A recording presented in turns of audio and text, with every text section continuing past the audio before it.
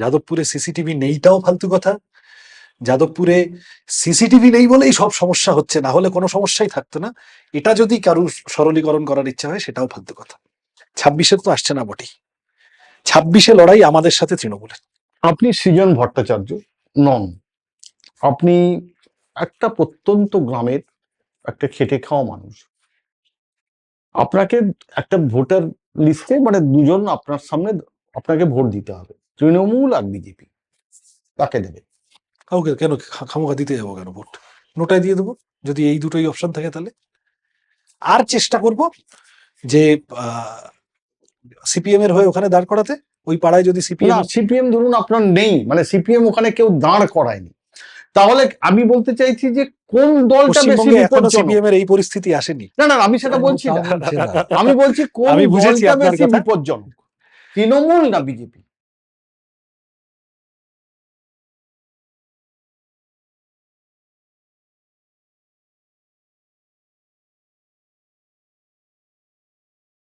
যাদবপুরে আপনি তখন দায়িত্বে, মানে আপনাদের দলই তখন দায়িত্বে, এসএফআই তখন নেই, আর আপনি তখন মানে আহ, লড়াইতে আপনি তখন মধ্যমণি।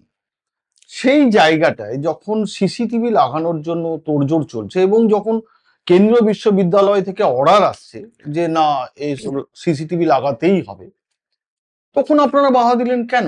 আপনি বা বাধা দিলেন কেন? সর্বৈব ফালতু কথা। বাধা দিয়েছিটাও ফালতু কথা, যাদবপুরে সিসিটিভি নেইটাও ফালতু কথা।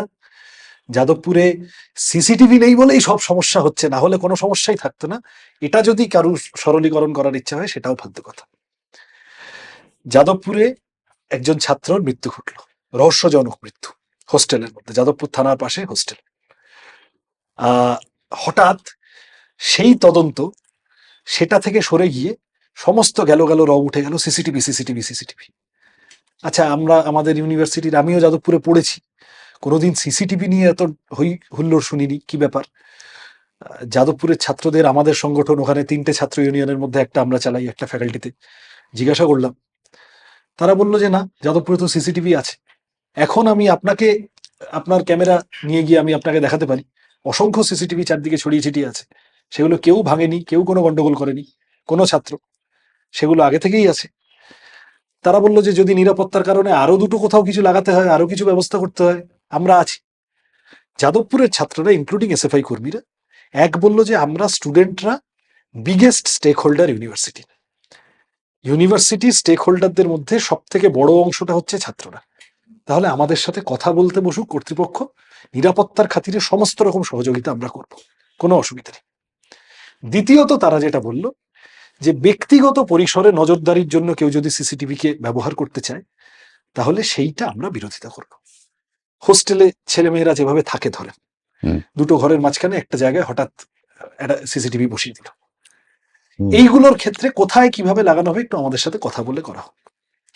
এই যে আমি আপনার কাছে ধন্যবাদ জানাই আপনাকে যে আপনি আমাকে টানা 1.5 মিনিট বলতে দিলেন, আমি সেই সময় যাদবপুরের ছাত্রদের অবস্থানটা বোঝাতে পারলাম আপনাকে। এই টানা 1.5 মিনিট কোনো মিডিয়া তখন শুনতে চাইনি, ওই যে ছাত্র মারা গেল তারপর থেকে। নাম করে করে আমি বলতে চাই না, কিন্তু বলতে পারি, সবাই জানেন, বেশ কিছু মিডিয়া সঞ্চালক, মিডিয়া পার্সন, তাদের কাজ ছিল সন্ধ্যাবেলার 8টার শোতে যাদবপুরের কোনো একটি ফার্স্ট ইয়ারের বাচ্চা ছেলেকে বা মেয়েকে ডেকে তাকে হেকল করা, চিলচিৎকার করা, যাদবপুর সম্পর্কে ঘৃণা বর্ষণ করা, যাদবপুর সম্পর্কে সামগ্রিকভাবে সমাজে একটা বিরূপ প্রতিক্রিয়া তৈরি করা, যে যাদবপুর মানেই বিশৃঙ্খলা, যাদবপুর মানেই কন্ডোম, যাদবপুর মানেই গাঁজা, যাদবপুর মানেই ওখানে একটা গন্ডগোল চালাবে ছেলেমেয়েরা, ওখানে তারা সব উচ্ছন্নে গেছে, সেই জন্য তারা সিসিটিভি হতে দিতে চায় না। আরে যাদবপুর, এই যে লাস্ট চাঁদে গেল আমাদের রকেট, তাতে যাদবপুরের লোকজন ছিল। যাদবপুর এই বছর এইডেড ইউনিভার্সিটি গুলোর মধ্যে 1 নম্বর হয়েছে, কেন্দ্রীয় সরকারের থেকে পুরস্কার নিয়ে এসেছে। এনআইআর এর র্যাঙ্কিং এ যাদবপুর 4 নম্বরে ছিল যখন এই ঘটনা ঘটেছিল, গোটা দেশের মধ্যে, রাজ্যে 1 নম্বর। আমার তো যদি পাল্টা প্রশ্ন হয় যে ওই ছাত্র মৃত্যুর ঘটনায় বেশ কিছু ছাত্র নেতা, একটা দুটো নির্দিষ্ট ছাত্র মঞ্চের, ছাত্র সংগঠনের কতগুলো কর্মী, তাদের দিকে আঙুল উঠেছিল, তা তারা সবাই গ্রেপ্তার হলো না কেন? আমি যদি আপনাকে পাল্টা বলি যে তারা কেউ কেউ, তারা সব অ্যান্টি এসএফআই সংগঠনের নেতা, তারা কেউ কেউ তৃণমূলের এক্স মন্ত্রী ওয়াই মন্ত্রীকে ধরে তারা বেঁচে গেছে, তারা নিজেদের নাম কাটিয়ে নিয়েছে, তৃণমূল বাঁচিয়ে দিয়েছে যাদবপুরের ছাত্র মৃত্যুর ঘটনায় যারা অভিযুক্ত ছিল তাদের। আমি যদি আপনার কাছে বলি, কিন্তু ওই ছাত্রটা যে মারা গেছিল, বারান্দা থেকে ওকে পুশ করা হয়েছিল, ঠেলে ফেলে দেওয়া হয়েছে, তাহলে কিভাবে? বারান্দায় যদি একটা সিসিটিভি লাগানো হয়, এটা তো তাতে তদন্ত অসুবিধা কোথায়? সাপেক্ষ, এটা তো তদন্ত সাপেক্ষ। বারান্দায় সিসিটিভি লাগাতে হবে, এসো হোস্টেলের ছাত্ররা, এসো যাদবপুরের ছাত্ররা, তোমাদের সাথে আমরা কথা বলতে বসি। বারান্দা বা করিডোর বা ক্যান্টিন এই জায়গাগুলোতে আমরা সিসিটিভি লাগাতে চাইছি, এই তার কারণ। যাদবপুরের অথরিটি কোনোদিন সেই চেষ্টা করেছেন? যাদবপুরের অথরিটি বলে কি আছে? এই এতদিন পরে একটা পার্মানেন্ট ভিসি পাওয়া গেল, রাজ্যের 1 নম্বর, দেশের এত গুরুত্বপূর্ণ ইউনিভার্সিটি, এতদিন পার্মানেন্ট ভিসি ছিল না, পার্মানেন্ট প্রভিসি ছিল না, নেই, ডিন অফ স্টুডেন্টস পার্মানেন্ট নেই, ছাত্র ইউনিয়নে ভোট হচ্ছে না, ছাত্র ইউনিয়ন গুলো পার্মানেন্ট নেই। এই যে একটা অব্যবস্থার দিকে যাদবপুর, তার ফান্ড শর্টেজ হচ্ছে, যাদবপুরের প্রাপ্য টাকা দিল্লি থেকে যা আসার কথা, এখান থেকে যা আসার কথা, সেগুলো পাচ্ছে না যাদবপুর। এর দায় কি যাদবপুরের যা গন্ডগোল হয়েছে তার দায় রাজ্যের শিক্ষামন্ত্রী নেবেন না, রাজ্যপাল নেবেন না? দিল্লিতে যিনি কেন্দ্রীয় শিক্ষা মন্ত্রী, শিক্ষা প্রতিমন্ত্রী তো বোধহয় বিজেপির হাত মন্ত্রী হয়েছেন, তারা কেউ দায়িত্ব নেবেন না? সব দোষ যাদবপুরের বাচ্চা ছেলে মেয়েদের, তারা কেন সিসিটিভি লাগাতে দেয়নি? আর কারা বলছে যে তৃণমূল, তারা হচ্ছে যে বসিরহাটে না কোথায় কলেজে তারা সিসিটিভি ভাঙচুর করলো, ক্যালকাটা ইউনিভার্সিটিতে, তো এই যে বিভিন্ন জায়গায় তৃণমূলের যে দুর্নীতি, সেসব জায়গায় তো সিসিটিভি আছে, তাতে করে অ্যাডমিশনে টাকা খাওয়া আটকেছে। আমি অনেকগুলো কথা বলতে পারি। সিসিটিভি যাদবপুরে নেই বলে তৃণমূলের যে লাভছাপ, তৃণমূলের বিরুদ্ধে একাধিক ক্যাম্পাসে তারা সিসিটিভি ভাঙচুর করেছে ইত্যাদি অভিযোগ এসছে। তারা সিসিটিভির সামনেই রমরমিয়ে, পঞ্চায়েত ভোটের সময় দেখেননি সিসিটিভিতে কাপড় মেরে ভোট লুট হয়েছে? সিসিটিভি থাকলেই সব সমস্যা সমাধান হয়ে যাবে যদি সেন্সিটাইজেশন না থাকে, যদি অ্যান্টি র্যাগিং পরিবেশ না তৈরি হয়। তৃণমূল ছাত্র নেতাদের বিরুদ্ধে এই ডিএ কলেজ হাওড়ায় থেকে শুরু করে পরপর অভিযোগ এলো না যে তারা ছাত্রকে ইউনিয়ন রুমে ঢুকে প্যান্টের চেন খুলিয়ে র্যাগিং করছে? এই যে মনোজিৎ মিশ্র, এই সাউথ ক্যালকাটা কলেজ, সিসিটিভি আছে কি নেই কিছু এলো গেল, ইউনিয়ন রুমের ভিতরে ধর্ষণ করছে, গ্যাংরেপ করছে। সুতরাং যারা এইরকম মণিমাণিক্য নিয়ে ছড়িয়ে বসে আছে, আর এটা সবটা সিসিটিভির প্রশ্ন নয়, এনআইটি গুলোতে, আইআইটি গুলোতে সিসিটিভি আছে তো, তাতে ছাত্র আত্মহত্যা হয় না, ছাত্র মৃত্যু হয় না, শয়ে হয় না? এই যে আমাদের দেশে কোটা, যেখানে সব চাকরির পরীক্ষা দিতে যায় রাজস্থানে, সেখানে ছাত্র মৃত্যু হয় না, অবসাদে আত্মহত্যা হয় না। তার মানে আমাদের এডুকেশন স্ট্রাকচার, এডুকেশন সিস্টেমটার মধ্যে র্যাগিং বলুন, ছাত্রদের উপর মানসিক চাপ তৈরি করা বলুন, এই প্রশ্নটিকে অ্যাড্রেস করার জন্য আরো বড় আকারে পরিকল্পনা করতে হবে। এই সব না করে যাদবপুর সম্পর্কে নির্দিষ্ট একটা ছবি মানুষের মনে আঁকবে বলে বাংলার মিডিয়ার কিছু অংশ তারা এই চিৎকার করতে শুরু করলো, সিসিটিভি সিসিটিভি সিসিটিভি। যাদবপুর বিশ্ববিদ্যালয়ে, আমি যাদবপুরের প্রাক্তন ছাত্র, আই এম প্রাউড, আমাদের দেশের স্বাধীনতা সংগ্রামের ফসল যাদবপুর ইউনিভার্সিটি। প্রশ্ন করবো না? সেই যাদবপুরের সামনে গিয়ে জুতো দেখিয়ে এলো বিজেপির লোকেরা, গ্রেপ্তার করা উচিত ছিল না তাদের? আমাদের স্বাধীনতা সংগ্রামের এমব্লেম তাকে অপমান করেছে বলে, আমার রাজ্যের গর্বকে অপমান করেছে বলে। যদি দুটো ভুল ত্রুটি থেকেও থাকে যাদবপুরের, তাহলে সেটাকে সবটাকে এক জায়গায় নিয়ে এসে সবাই মিলে সেগুলোকে ইরাডিকেট করে সামনের দিকে এগোনো উচিত আমাদের, নাকি যাদবপুরকে আইসোলেট করে দেওয়া উচিত? এই যে ঘৃণা বর্ষণ হয় যাদবপুর সম্পর্কে, আচ্ছা কি করে অন্য যাদবপুরের ছেলেমেয়েরা কি করে যেটা অন্যান্য তৃণমূল পরিচালিত ক্যাম্পাসগুলোর ছেলেমেয়েরা করে না? কোন কাজটা করে না? অন্য যে কোনো ক্যাম্পাসের আপনি ফেস্টে চলে যান, আপনি বিশৃঙ্খলা দেখতে পাবেন না?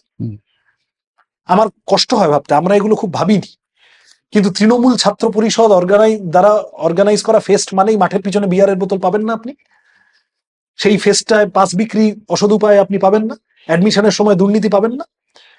এই যে কে বিখ্যাত গায়ক নজরুল মঞ্চে তৃণমূলের প্রোগ্রামে এসে গান গাইতে গিয়ে মারা গেলেন, অসুস্থ হয়ে মারা গেলেন, নজরুল মঞ্চের ক্যাপাসিটির থেকে অনেক বেশি লোক সেদিন ঢুকিয়ে সাফোকেট করিয়ে দেওয়া হয়েছিল, এটা দুর্নীতির জন্য হয়নি?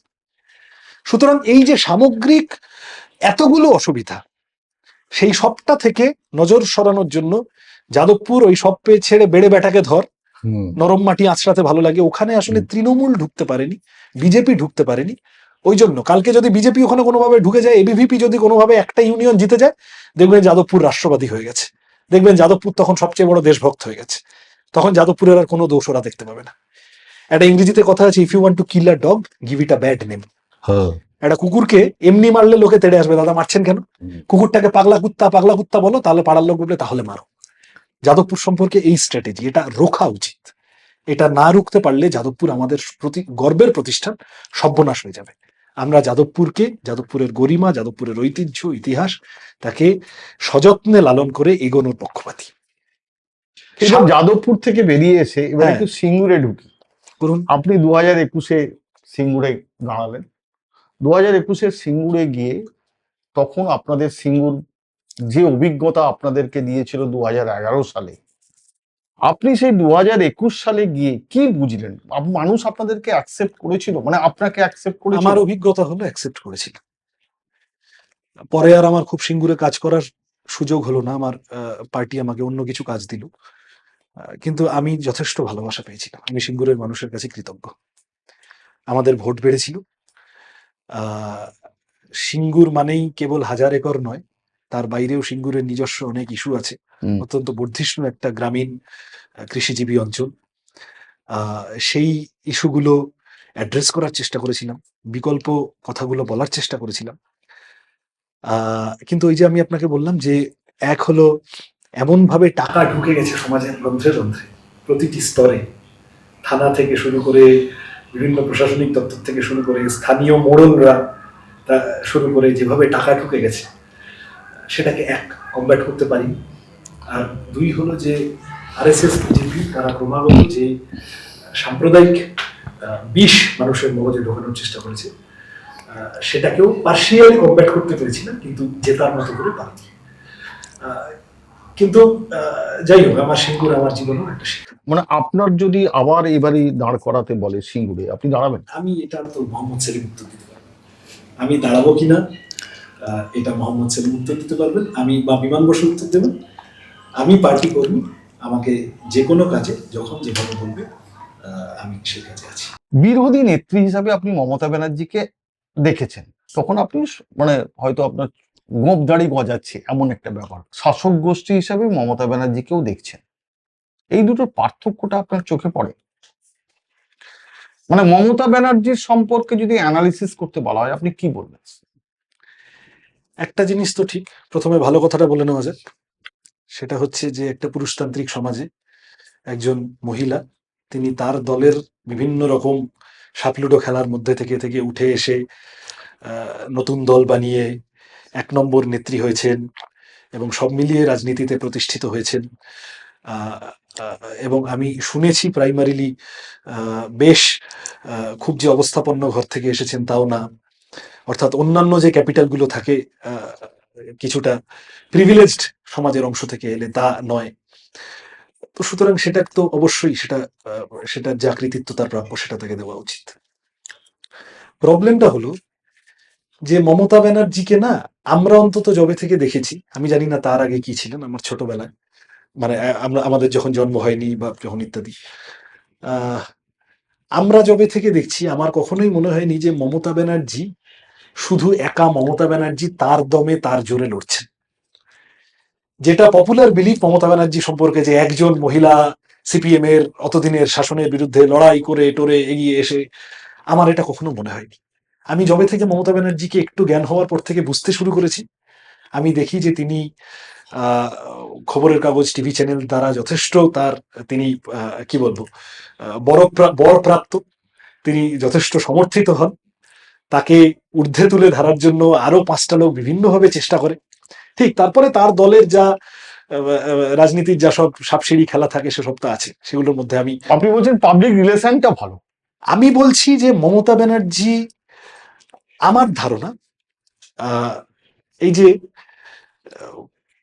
পশ্চিমবঙ্গে বামপন্থীদের হারাতে গেলে পশ্চিমবঙ্গে বামপন্থীদের বিকল্প মুখ কাকে তৈরি করতে হবে, যে দেশি বিদেশি শক্তিরা, যে প্রচুর টাকা খরচ করা লোকেরা বামপন্থীদের পশ্চিমবঙ্গে হারাতে চেয়েছেন, তারা এটা স্টাডি করেছেন যে এটা ঠিক প্রণব মুখার্জিকে দিয়ে হচ্ছে না, এটা ঠিক পুরোটা সোমেন মিত্রকে দিয়ে বা প্রিয়দাস মুন্সিকে দিয়ে হচ্ছে না। বামপন্থীদের মতো বাম বাম গন্ধওয়ালা টালির চাল, হাওয়াই চটি, পারলে ছেঁড়া শাড়ি, এই কথাটা তো আমার নয়, সুব্রত মুখার্জি বলেছিলেন যে আমি বুঝি না উনি কেন নতুন শাড়ি কিনে তারপর ছিঁড়ে সেটাকে পড়েন। আমি বলছি না তো, এই যে একটা ইমেজ তৈরি করা হলো, আমি এই জায়গাটা ধরানোর চেষ্টা করছি আপনাকে, যে আমি জবে থেকে মমতা বন্দ্যোপাধ্যায়, এমনকি বিরোধী নেত্রী মমতা বন্দ্যোপাধ্যায়কেও দেখেছি, মমতা বন্দ্যোপাধ্যায়ের একটা ইমেজ মানে যেটা তৈরি করার পিছনে যথেষ্ট কাঠখড় পোড়ানো হয়েছে। অগ্নিকন্যা বলা হয়েছিল, তারপর যারা অগ্নিকন্যা বলেছিলেন তাদের মধ্যে থেকেই কেউ কেউ আবার রেগে মেগে বললেন পটুয়াপাড়ার অগ্নিকন্যা, তাই তো? পটুয়াপাড়ার অগ্নিকন্যা মানে কি? সাজানো। সাজানো। মমতা বন্দ্যোপাধ্যায়কে যতটা সেলফ মেড দেখানো হয়, হুম। আমার ধারণা ততটা সেলফ মেড তিনি নন। তথাপি বিরোধী নেত্রী হিসেবে তার লড়াই আন্দোলনের একটা ক্রেডিট তো আছে। শাসক মমতা বন্দ্যোপাধ্যায়কে সম্পর্কে অনেকের ধারণা ছিল যে যখন প্রথম এসেছিলেন যে ইনি ঠিক কতটা চালাতে পারবেন না পারবেন ইত্যাদি অনেক রকম। শাসক মমতা বন্দ্যোপাধ্যায় সম্পর্কে আমার অ্যাসেসমেন্ট হলো সিপিএম একটা নিজের মতো সামাজিক সিস্টেম তৈরি করেছে, বামফ্রন্ট। এটা কেবল বামফ্রন্ট কটা ভোট পেল বিষয় না, বামফ্রন্টের অর্থনীতি, বামফ্রন্টের সংস্কৃতি, বামফ্রন্টের রাজনীতি, বামফ্রন্টের সময়ের মূল্যবোধ অত্যন্ত গুরুত্বপূর্ণ শব্দ। এই যে মমতা ব্যানার্জি বছর 15 মুখ্যমন্ত্রী থেকে সেটা থেকে সরিয়ে নিয়ে যাওয়ার একটা চেষ্টা করতে পারলেন, একটা নিজের মতো করে একটা দুর্নীতির অর্থনীতি, দুর্নীতির সংস্কৃতি, দুর্নীতির মূল্যবোধ, দুর্নীতির রাজনীতি তৈরি করে ফেললেন, যেখানে দাঁড়িয়ে মমতা ব্যানার্জির দলের মন্ত্রী জেলেও যাচ্ছে, ফিরে এসে মুখ ফুলিয়ে বলছে দুর্নীতি কোনো ইস্যু না, বলেছেন পার্থ চ্যাটার্জি। যেখানে দাঁড়িয়ে মমতা ব্যানার্জি দলের লোকেরা পরিষ্কার দাঁড়িয়ে বলছে 75% পাঠিয়ে দেবে, 25% নিজের কাছে রাখবে।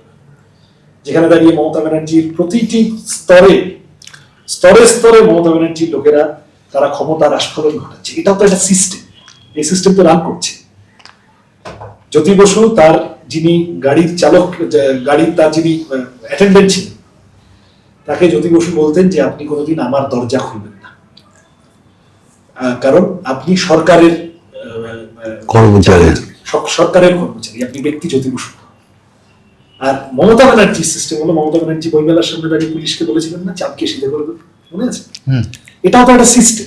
আমরা যে মূল্যবোধ নিয়ে বড় হয়েছি তার সাথে এই সিস্টেমটা মিলে না। এখানে আমরা একটা ধাক্কা খেয়েছি, বামপন্থীরা as a party, as a political force আমরা খানিকটা তো ধাক্কা খেয়েছি বটে। যে আমরা যেভাবে রাজনীতিকে দেখেছি, যেভাবে সমাজকে দেখেছি, যেভাবে সংস্কৃতিকে দেখেছি, ভালো বলে যেগুলোকে জেনেছি, খারাপ বলে যেগুলোকে জেনেছি, এই সমস্তটা ঘেটে ঘুটে দেওয়া হলো। দিয়ে যে একটা উনি নিজের মতো করে করাপশন মেশিনারি তৈরি করলেন এবং যার ভিত্তিতে ওনার গাড়ির চাকা চলছে, এটার জন্য ক্রেডিট দেওয়া উচিত কিনা আমি জানি না, কিন্তু বাংলার অশেষ দুর্ভোগের কারণ হচ্ছে। এবং অভিষেককে কোন জায়গায় রাখবেন? অভিষেক তো আপনাদেরই বয়সী, অভিষেক আজ তৃণমূলেরই মানে প্রধান অস্ত্র বলতে গেলে, তো কোথায় রাখবেন অভিষেককে? আমি খুব ভেবে দেখিনি। একজন মানুষ, তিনি রাজনীতিতে এসেছেন যখন তার দল ক্ষমতায়, এসেই দলের সর্বোচ্চ নেতাদের একজন হয়ে গেছেন। খুব লড়াই সংগ্রামের ইতিহাস নেই, নেতা হিসেবে, দলীয় নেতা, জনপ্রতিনিধি হিসেবে অসংখ্য প্রশ্নের মুখোমুখি এত কম বয়সে হয়েছে, মানে অসংখ্য ডাউট তৈরি হয়েছে তাকে ঘিরে। তার বিরুদ্ধে দুর্নীতির অভিযোগ হয়েছে, তিনি যেভাবে ভোটে যেতেন সেই নিয়ে অভিযোগ উঠেছে, অসংখ্য এই ধরনের। এমনকি ভালো কাজ খারাপ কাজ আমি তার মধ্যে যাচ্ছি না। আপনি আমাকে বলেন তো, এমপি যে টাকা পায়, এই যে একটা কি স্বাস্থ্য প্রকল্প চলছে ডায়মন্ড হারবারে, ওটার টাকা কোত্থেকে আসছে আমি যদি জিজ্ঞাসা করি? এটা তো সরকারি টাকা নয়, সরকারি স্বাস্থ্য ব্যবস্থা লাটে, সরকারটা তৈরি করেছে মানুষ, পশ্চিমবঙ্গ সরকার, সরকারি হাসপাতালগুলো, সরকারি স্বাস্থ্য কেন্দ্রগুলো ভোট দিয়েছে মানুষ, আমার আপনার ট্যাক্সের টাকা সেখানে খরচা হওয়ার কথা, সেটা হচ্ছে না। একটা প্যারালাল স্বাস্থ্য শিবির হচ্ছে, গরিব মানুষের ভালো হচ্ছে খারাপ হচ্ছে আমি তার মধ্যে যাচ্ছি না, কিন্তু এই প্যারালাল স্বাস্থ্য শিবিরের টাকা কোত্থেকে আসছে? এই যে অসংখ্য ধোঁয়াটে জায়গা তৈরি হয়ে গেছে একজন কম বয়সী তরুণ সাংসদকে নিয়ে ইতিমধ্যেই, তাকে খুব নম্বর দেওয়ার জায়গায় খুব নম্বর দেওয়ার কারণ আমি এখনো খুঁজে পাই। এখন দিল্লিতে তো প্রায় যাতায়াত করেন, দিল্লিতেই প্রায় থাকেন, স্বয়ং মোদীকে কেমন দেখছেন? আমাদের দেশের ইতিহাসে, আমার রাজনৈতিক বোধ বলে, আমাদের দেশের ইতিহাসে দুর্বলতম প্রধানমন্ত্রী, সব থেকে সব্যনেশে প্রধানমন্ত্রী। কেন? ভারত দেশটার স্ট্রেংথ হচ্ছে ভারতের ডাইভার্সিটি। আমরা অন্য দেশের মতো আপনি ইউরোপে পাবেন, সোভিয়েত ইউনিয়ন তো রাজনৈতিক কারণে টুকরো টুকরো হয়ে গেল, কিন্তু তাছাড়াও আপনি পৃথিবী জুড়ে এরকম অনেক অসংখ্য এই ধরনের উদাহরণ পাবেন। বহু জাতিভিত্তিক দেশ নিজেদের মধ্যে ঝগড়াঝাটি করে টুকরো টুকরো হয়ে গেল। সাম্প্রতিক ইতিহাস পাবেন, ইউরোপে পাবেন। আমাদের দেশটা যে 47 থেকে আজ অব্দি ইন্ট্যাক্ট আছে, বা তার আগেও যে একটা দীর্ঘ ইতিহাস ক্যারি করে আমরা এসেছি, আমাদের দেশটা ইন্ট্যাক্ট আছে, তার কারণ হচ্ছে আমরা আমাদের বৈচিত্র্যকে সেলিব্রেট করেছি এত বছর ধরে। আমাদের জাতীয় সঙ্গীতে এই যে আলাদা আলাদা জায়গার নাম ধরে ধরে ধরে, আমার মনে আছে রাজদীপ সরদেশাই বহুদিন আগে পড়েছিলাম কোনো একটা লেখা, ভারতবাসী 3বার একত্রিত হয়, এক জায়গায় আসে, যুদ্ধের সময়, সিনেমা হলে, আর সচিন তেন্ডুলকর ব্যাট করবে। রাজদীপ সরদেশাই লিখেছিলেন। এই কথাটার মধ্যে যেমন একটা মজা আছে, এই কথাটাকে উল্টো দিক থেকে দেখলে আমরা কতটা ডাইভার্স দেশ। সাধারণভাবে আমার সাথে একজন দক্ষিণ ভারতের মানুষ তার মেলে না, ধর্মে যদি বা মেলে, যে মানে ধরেন ধরেন একই লোক হিন্দু ধর্ম পালন করছে, একজন হিন্দু ধর্মাবলম্বী মানুষ, পশ্চিমবঙ্গে তার আরাধ্য দেবতা কালী বা দুর্গা, উড়িষ্যায় চলে গেলেন আপনি করমন্ডল এক্সপ্রেস ধরে চেন্নাই যাচ্ছে, যে হকার উঠছে প্রতি 10 ঘন্টা অন্তর আপনাকে জলের বোতলটা বেচার জন্য, সেই হিন্দু ধর্মে, তার হাওড়া স্টেশন থেকে যখন গাড়ি রওনা দিচ্ছে তার আরাধ্য দেবতা কালী বা দুর্গা। সে যখন উড়িষ্যায় ঢুকে গেল তার আরাধ্য দেবতা জগন্নাথ, সে যখন অন্ধ্রপ্রদেশে ঢুকে গেল তার আরাধ্য দেবতা ভেঙ্কটেশ, সে যখন তামিলনাড়ুতে ঢুকে গেল তার আরাধ্য দেবতা মীনাক্ষী আম্বানি। হিন্দু ধর্মের মধ্যে এত রকম বৈচিত্র্য, এর সাথে আপনি ইসলাম, এর সাথে আপনি এই যে বিভিন্ন ইউরোপ আমাদের দেশে এলো, থাকলো এত বছর ধরে, তার আগে তুর্ক, আফগান, মোগল, পাঠান এরা এলো, আর্যরা বাইরে থেকে এসেছে, আমাদের দেশের অরিজিনাল মানুষ আদিবাসীরা, এই সমস্ত কিছু সংমিশ্রণ তো আমাদের দেশটা। এই সংমিশ্রণটাকে ভেঙে টুকরো টুকরো করে দিতে চাইছে যারা, তারাই আমাদের দেশের ইন্টারনাল সিকিউরিটির পক্ষে সব থেকে বিপজ্জনক। আরএসএস, বিজেপি আমার কাছে সব থেকে বড় থ্রেট আমাদের, মানে ধরুন কথাটা লোকে বলে যে সংবিধান পাল্টে দিতে চাইছে। সংবিধান কি? এত বই, নির্জীব একটা জড় বস্তু। আসলে সংবিধান হলো আমার দেশের আত্মা, যে ডাইভার্সিটিকে সেলিব্রেট করে। আমরা এসএফআই এর আমাদের নেতাদের কাছে বক্তৃতায় শুনতাম যে সৌরভ গাঙ্গুলি জামা উড়ালেন যে ম্যাচটা, আপনি ভেবে দেখেন, ইংল্যান্ডকে আমরা হারালাম, তখনও আমাদের ছোটবেলাতেও বাংলাদেশকে হারালে এখন যেরকম একটা হিন্দু মুসলমান অ্যাঙ্গেল চলে আসে, আমাদের ছোটবেলাতেও ইংল্যান্ড বা অস্ট্রেলিয়াকে হারালে বেশি আনন্দ হতো। সৌরভ সেই ম্যাচের ক্যাপ্টেন, সেই টিমের ভাইস ক্যাপ্টেন রাহুল দ্রাবিড়, দুজনেই হিন্দু, দুজনেই আমার যতদূর মনে পড়ে উচ্চ বর্ণের হিন্দু।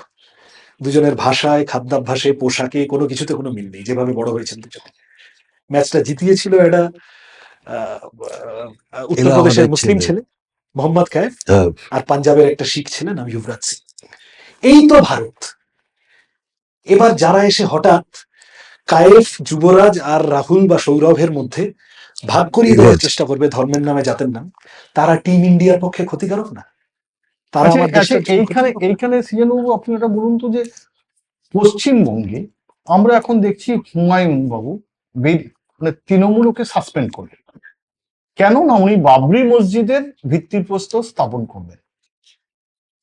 সেই দিনই দেখলাম আমরা রাম মন্দিরের ভিত্তিপ্রস্তর স্থাপন হয়ে গেল। ওদিকে মমতা দীঘায় জগন্নাথ মন্দির করে ফেলেছেন, মহাকালের মন্দির, শিলিগুড়িতে বললেন মহাকাল মন্দির করবেন।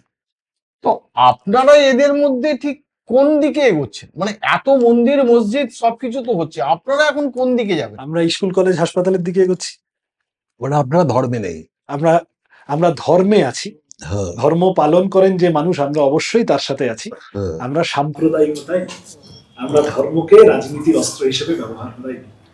শিবরাম চক্রবর্তীর খুব মজার লেখা ছিল, যে আমি এসে বললো একটা ইয়ে পেলাম, টাকা পয়সা পেলাম, কি বানাবো কি বানাবো, হিন্দুরা এসে বললো মন্দির বানাও, মুসলমানরা এসে বললো মসজিদ বানাও, আমি অনেক ভেবেচিন্তে একটা পায়খানা বানালাম, এখানে সব ধর্মের লোক আসবে। আমি মজা করে বললাম কথাটা, কিন্তু আপনি আমাকে বলুন, আপনি বুঝতে পারছেন বাংলা রাজনীতি কোন পঙ্কিলতার আবর্তে ঢুকে পড়ছে? বাংলা রাজনীতি আমরা এই আমাদের রবীন্দ্রনাথ, বিদ্যাসাগর, রামমোহন থেকে শুরু করে আমরা যা নিয়ে বড় হয়েছি গত 200-250 বছরে আমাদের ইতিহাস যা আমাদেরকে শিখিয়েছে, আমাদের বাংলা মানে চৈতন্য, বাংলা মানে লালন। এই যে বাংলা বাঁচাও যাত্রাতে আমি দেখলাম পঞ্চানন বর্মার ছবিতে মালা দিয়ে সেলিম দ্বারা আসছেন থেকে শুরু করে সিধু কানু বিশ্বার কথা থেকে শুরু করে অসংখ্য এই ধরনের আমরা তো এই ডাইভার্সিটিকে, এই বৈচিত্র্যকে, এই বৈচিত্র্যের মধ্যে ঐক্যকে লালন করে আমরা বড় হয়েছি। এইটাকে কিভাবে ভাঙচুর করে দেওয়ার চেষ্টা হচ্ছে বুঝতে পারছেন? কোন বিপজ্জনক জায়গায় ঢুকছে। এটা তো জ্যোতিবাবুর সময় ছিল না। বাবরি মসজিদ ভাঙার পর তো জ্যোতি বসু পরিষ্কার বলেছিলেন, আমি বলে দিয়েছি যে ধর্মেরই হোক গুলি চালিয়ে দাও যদি দাঙ্গা করতে আসে। আমার ছোটবেলা, আমি তখন স্কুলে পড়ি, আপনাদের মনে থাকবে, ইদ্রিস আলী পরে তৃণমূলের এমপি হলো, পার্সার কাছে দাঙ্গা করতে গেছিল।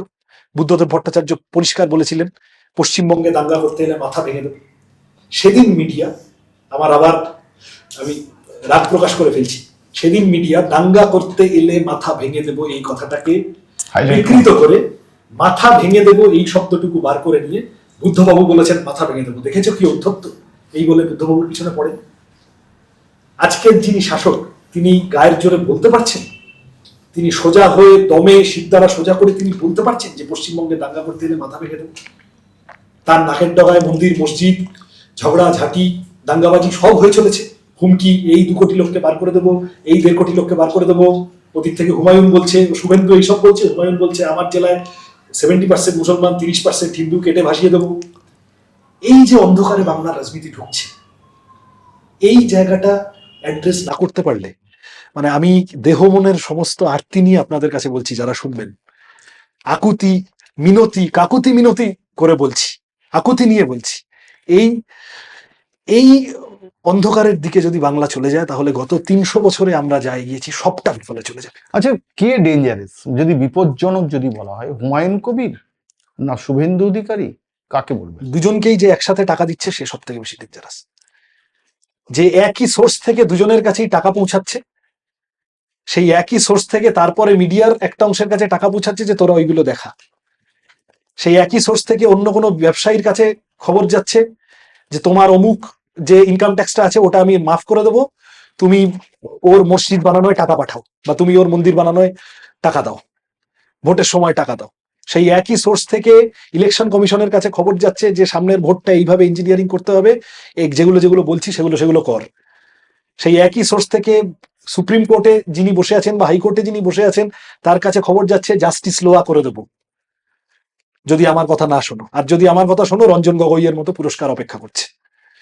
সুতরাং এই যে নেটওয়ার্ক তৈরি করার চেষ্টা হচ্ছে, যে নেটওয়ার্ক সর্বত্র, আমি কেন আপনাকে বললাম আরএসএস বিজেপি ভীষণ বিপজ্জনক। এই যে রাজদীপ সরদেশাইয়ের কথাটা, যে যুদ্ধ লাগলে ভারতবাসী একজোট হয়, পেহেলগাঁওতে এই ঘটনা ঘটার পরে আমরা সমস্ত রাজনৈতিক দল, গোটা দেশের মানুষ একজোট হয়েছিল, একসাথে একজোট হয়েছিল। সন্ত্রাসবাদকে লড়তে হবে, সেটা না করে, মানে সেটা সেই দিকে যখন সমস্ত আমাদের অভিমুখ ধাবিত হওয়ার কথা, বিজেপি আরএসএস এর আইটি সেলকে আমরা দেখলাম না দেশের মধ্যে যুক্তিবাদী, বামপন্থী, সংখ্যালঘু মানুষ, তাদের উপর আক্রমণ নামিয়ে আনতে। ভারতের মধ্যে বিক্রম মিশ্রি বিদেশ সচিব, তাকে গালাগাল দিতে দেখলাম না। বিজেপির নেতা বললেন না কর্নেল সোফিয়া কুরেশি সন্ত্রাসবাদীদের উপর।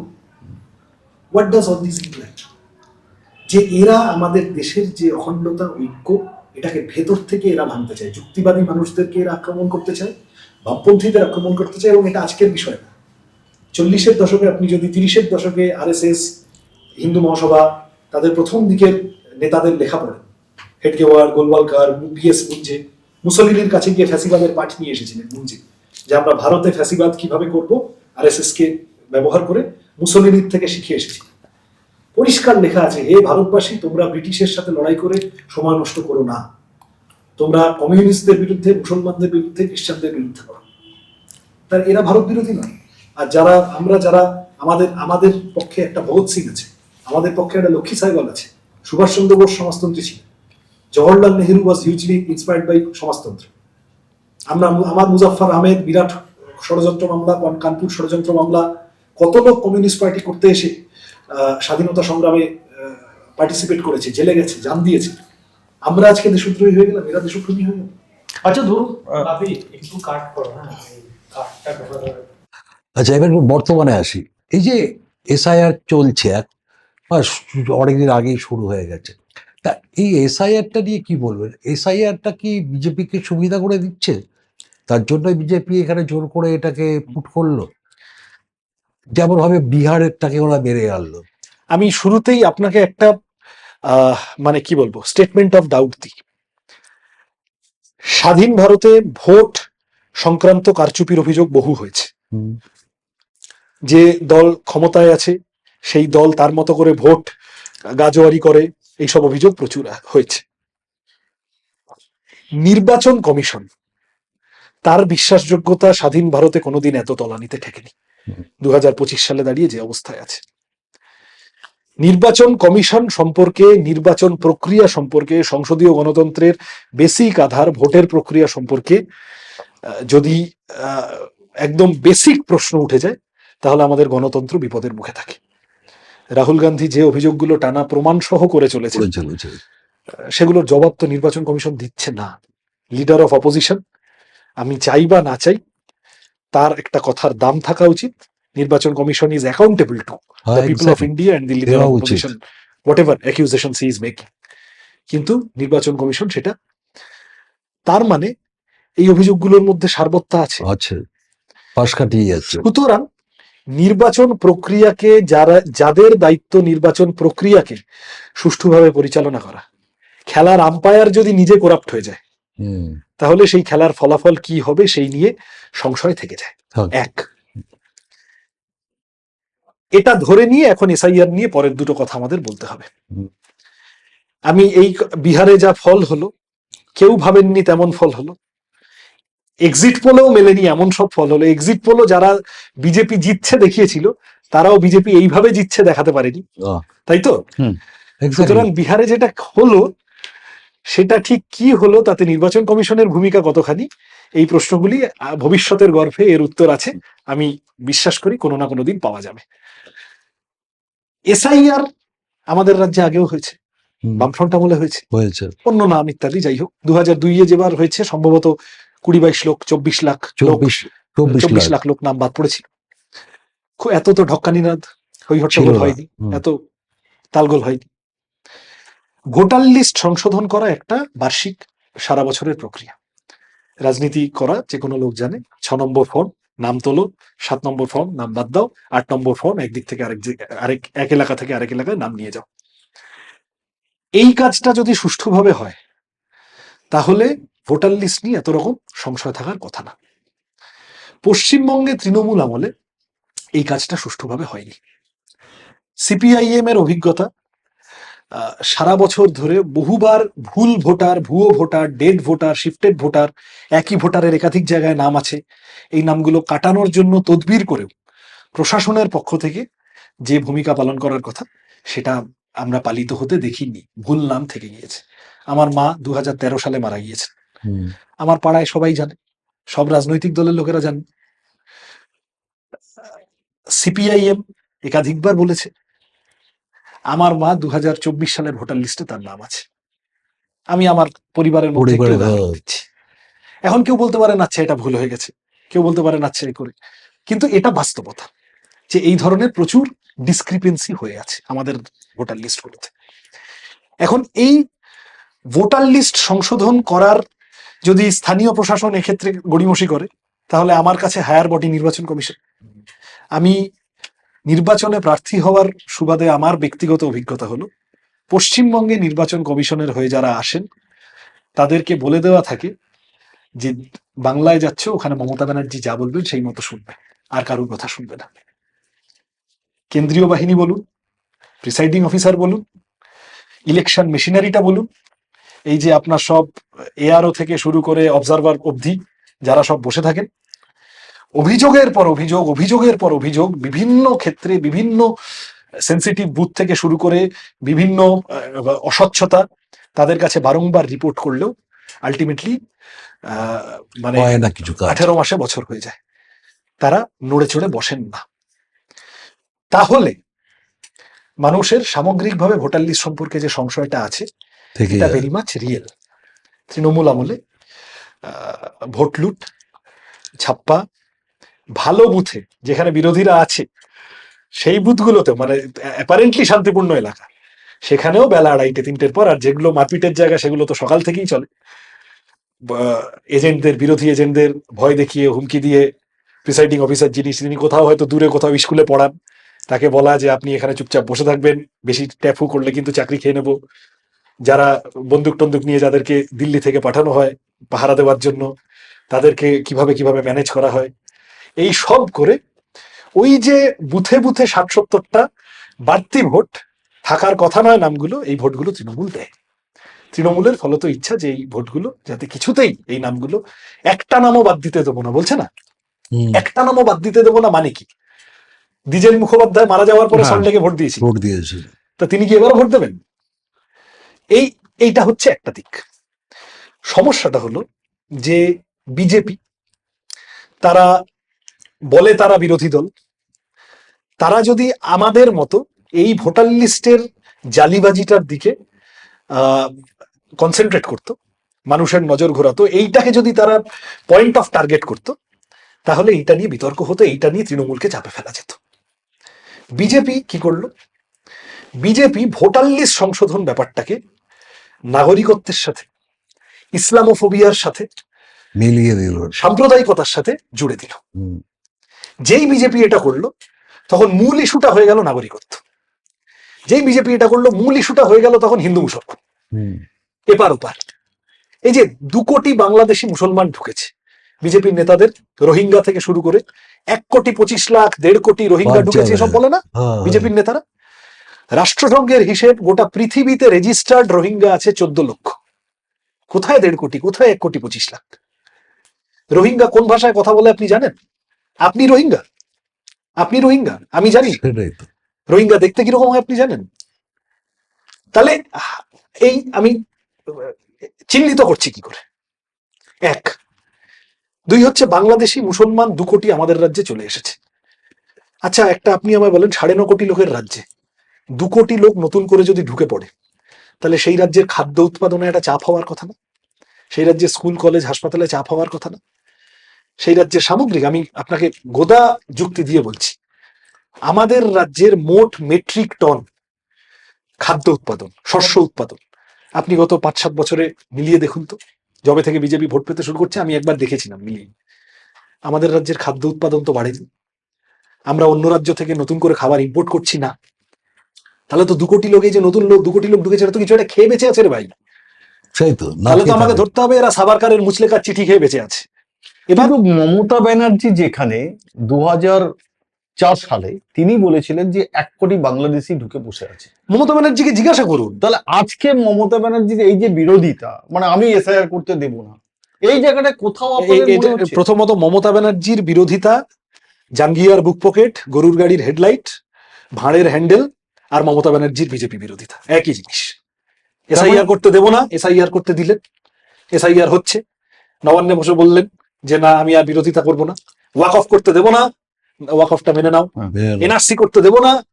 আচ্ছা, রাজারহাটে বনগায় ডিটেনশন ক্যাম্পের জমি দেখা শুরু হয়ে গেল, গ্রামে গঞ্জে বড় বড় কিষাণ মান্ডিগুলো, বাজার, ডিটেনশন ক্যাম্প।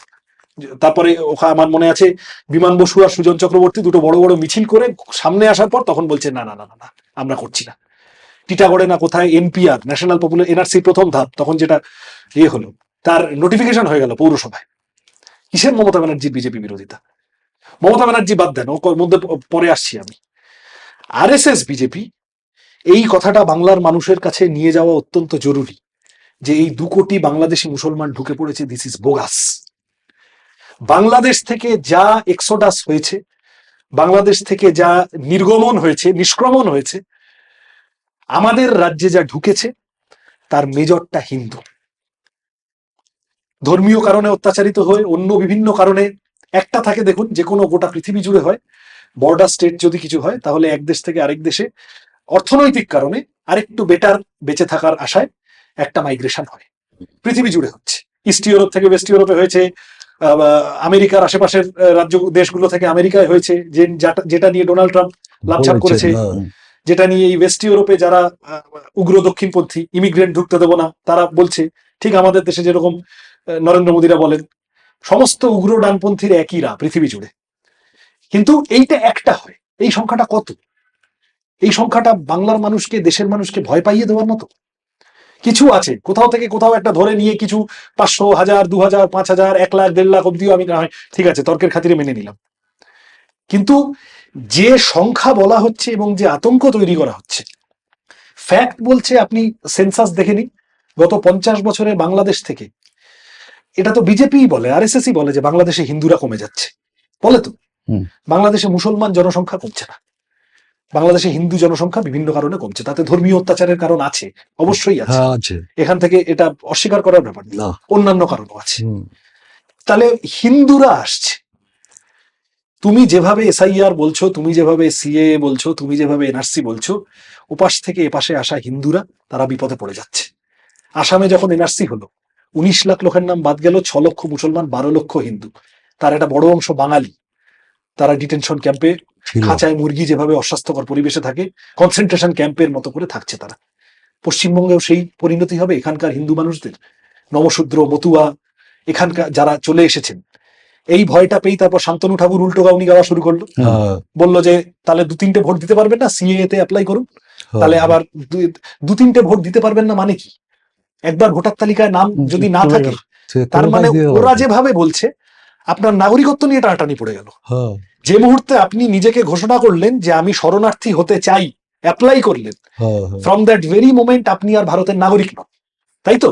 আপনি এটা ঘোষণা করে দিলেন নিজ মুখে যে আমি ভারতের লোক নই। তার মানে আপনার রেশন কার্ড, ভোটার কার্ড, আধার কার্ড, আপনার চাকরি, আপনার স্কুল, কলেজ, হাসপাতাল, জমি সব লাটে উঠে গেল, সমস্তটা প্রশ্নের মুখে পড়ে গেল। আপনি ডি ভোটার। এই যে সিএএ এত বাজার গরম করে আলটিমেটলি গোটাতে পারলো না কেন? ক্লজ ছিল 2014 সালের 31শে ডিসেম্বরের আগে তুমি যদি পাকিস্তান, আফগানিস্তান, বাংলাদেশ থেকে এই দেশে চলে আসো, তুমি যদি মুসলমান হও তুমি ট্রেনে উঠতে পারবে না, বাদ। এই অবধি বলতো। এতে এই এই করে একদল হিন্দুকে এটাই বলে বলে উস্কেছিল যে ওই দেখো বাংলাদেশ থেকে পূর্বপুরুষরা তাড়া খেয়ে চলে এসেছিল, এইবার আমরা ওদের তাড়াবো। গোটা বাক্যটা যেটা বলেছিল সেটা হচ্ছে যে তুমি যদি 2014 সালের 31শে ডিসেম্বরের আগে পাকিস্তান, আফগানিস্তান, বাংলাদেশ থেকে আসো, তুমি যদি মুসলমান হও তুমি বাদ, তুমি যদি হিন্দু হও তোমার টিকিট কনফার্ম নয়, আরএসিও নয়। তোমাকে প্রমাণ দিতে হবে যে তুমি ধর্মীয় কারণে অত্যাচারিত হয়ে চলে এসেছো, তবে তোমাকে আমরা কনসিডার করব।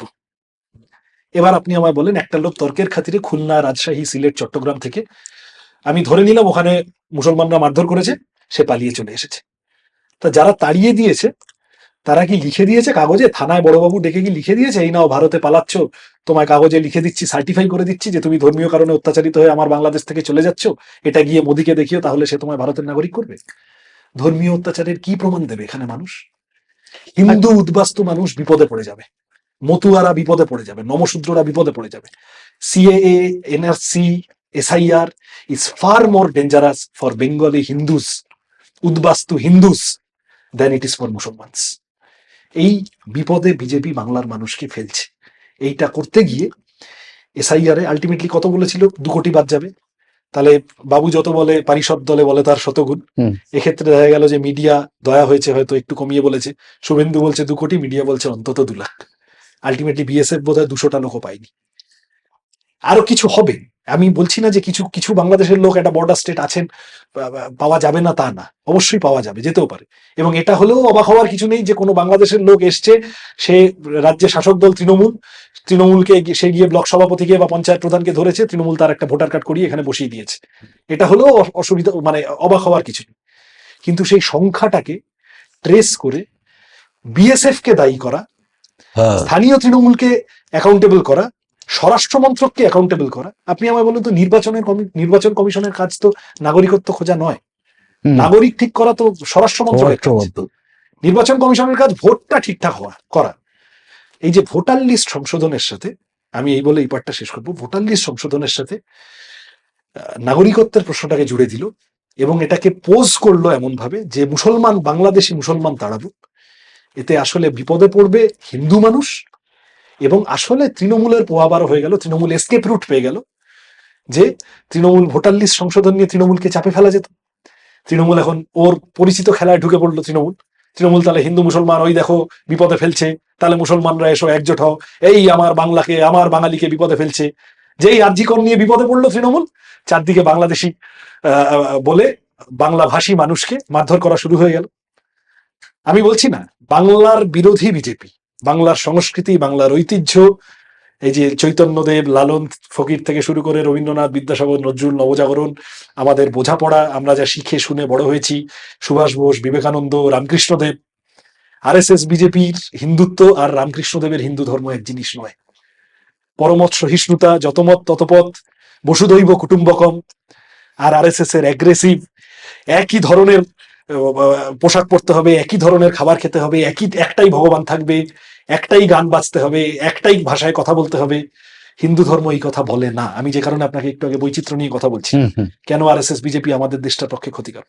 আচ্ছা, এইখানে যদি একটু ইন্টারাপ্ট করছি আপনাকে, যে মতুয়া সম্প্রদায়কে নিয়ে এখন দেখা যাচ্ছে একটা অসম প্রতিযোগিতা চলছে, মানে কে আগে ওখানে পৌঁছবে, তার মধ্যে আপনারাও ঢুকে পড়েছেন। সুজন চক্রবর্তী, মমতা বালা ঠাকুর ওখানে অনশনে বসছিলেন তার দলবল নিয়ে, সেইখানে চলে গেলেন সুজনবাবু।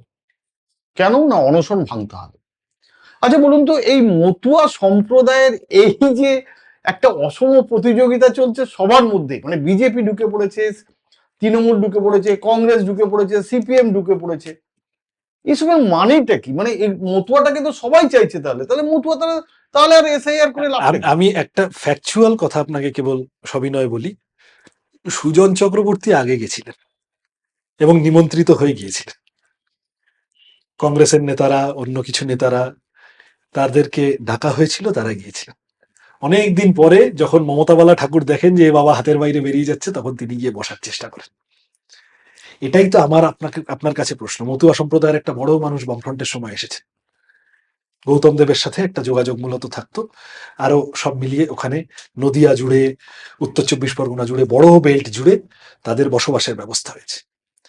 একটা 40, 50, 60-এর দশকে একটা মাইগ্রেশন হয়েছে, এই আমাদের যাদবপুর, দমদম, টালিগঞ্জ, কামারহাটি, এই সব এসেছেন এক অংশ। প্রথম একটা মানুষ এসেছেন ওপার থেকে, এখানে কলোনিগুলো বসেছে, উদ্বাস্তু আন্দোলন, ইউসিআরসি, বামপন্থী আন্দোলন, লাল ঝান্ডা নিয়ে তাদের একটা অধিকার রক্ষার জন্য লড়াই করে।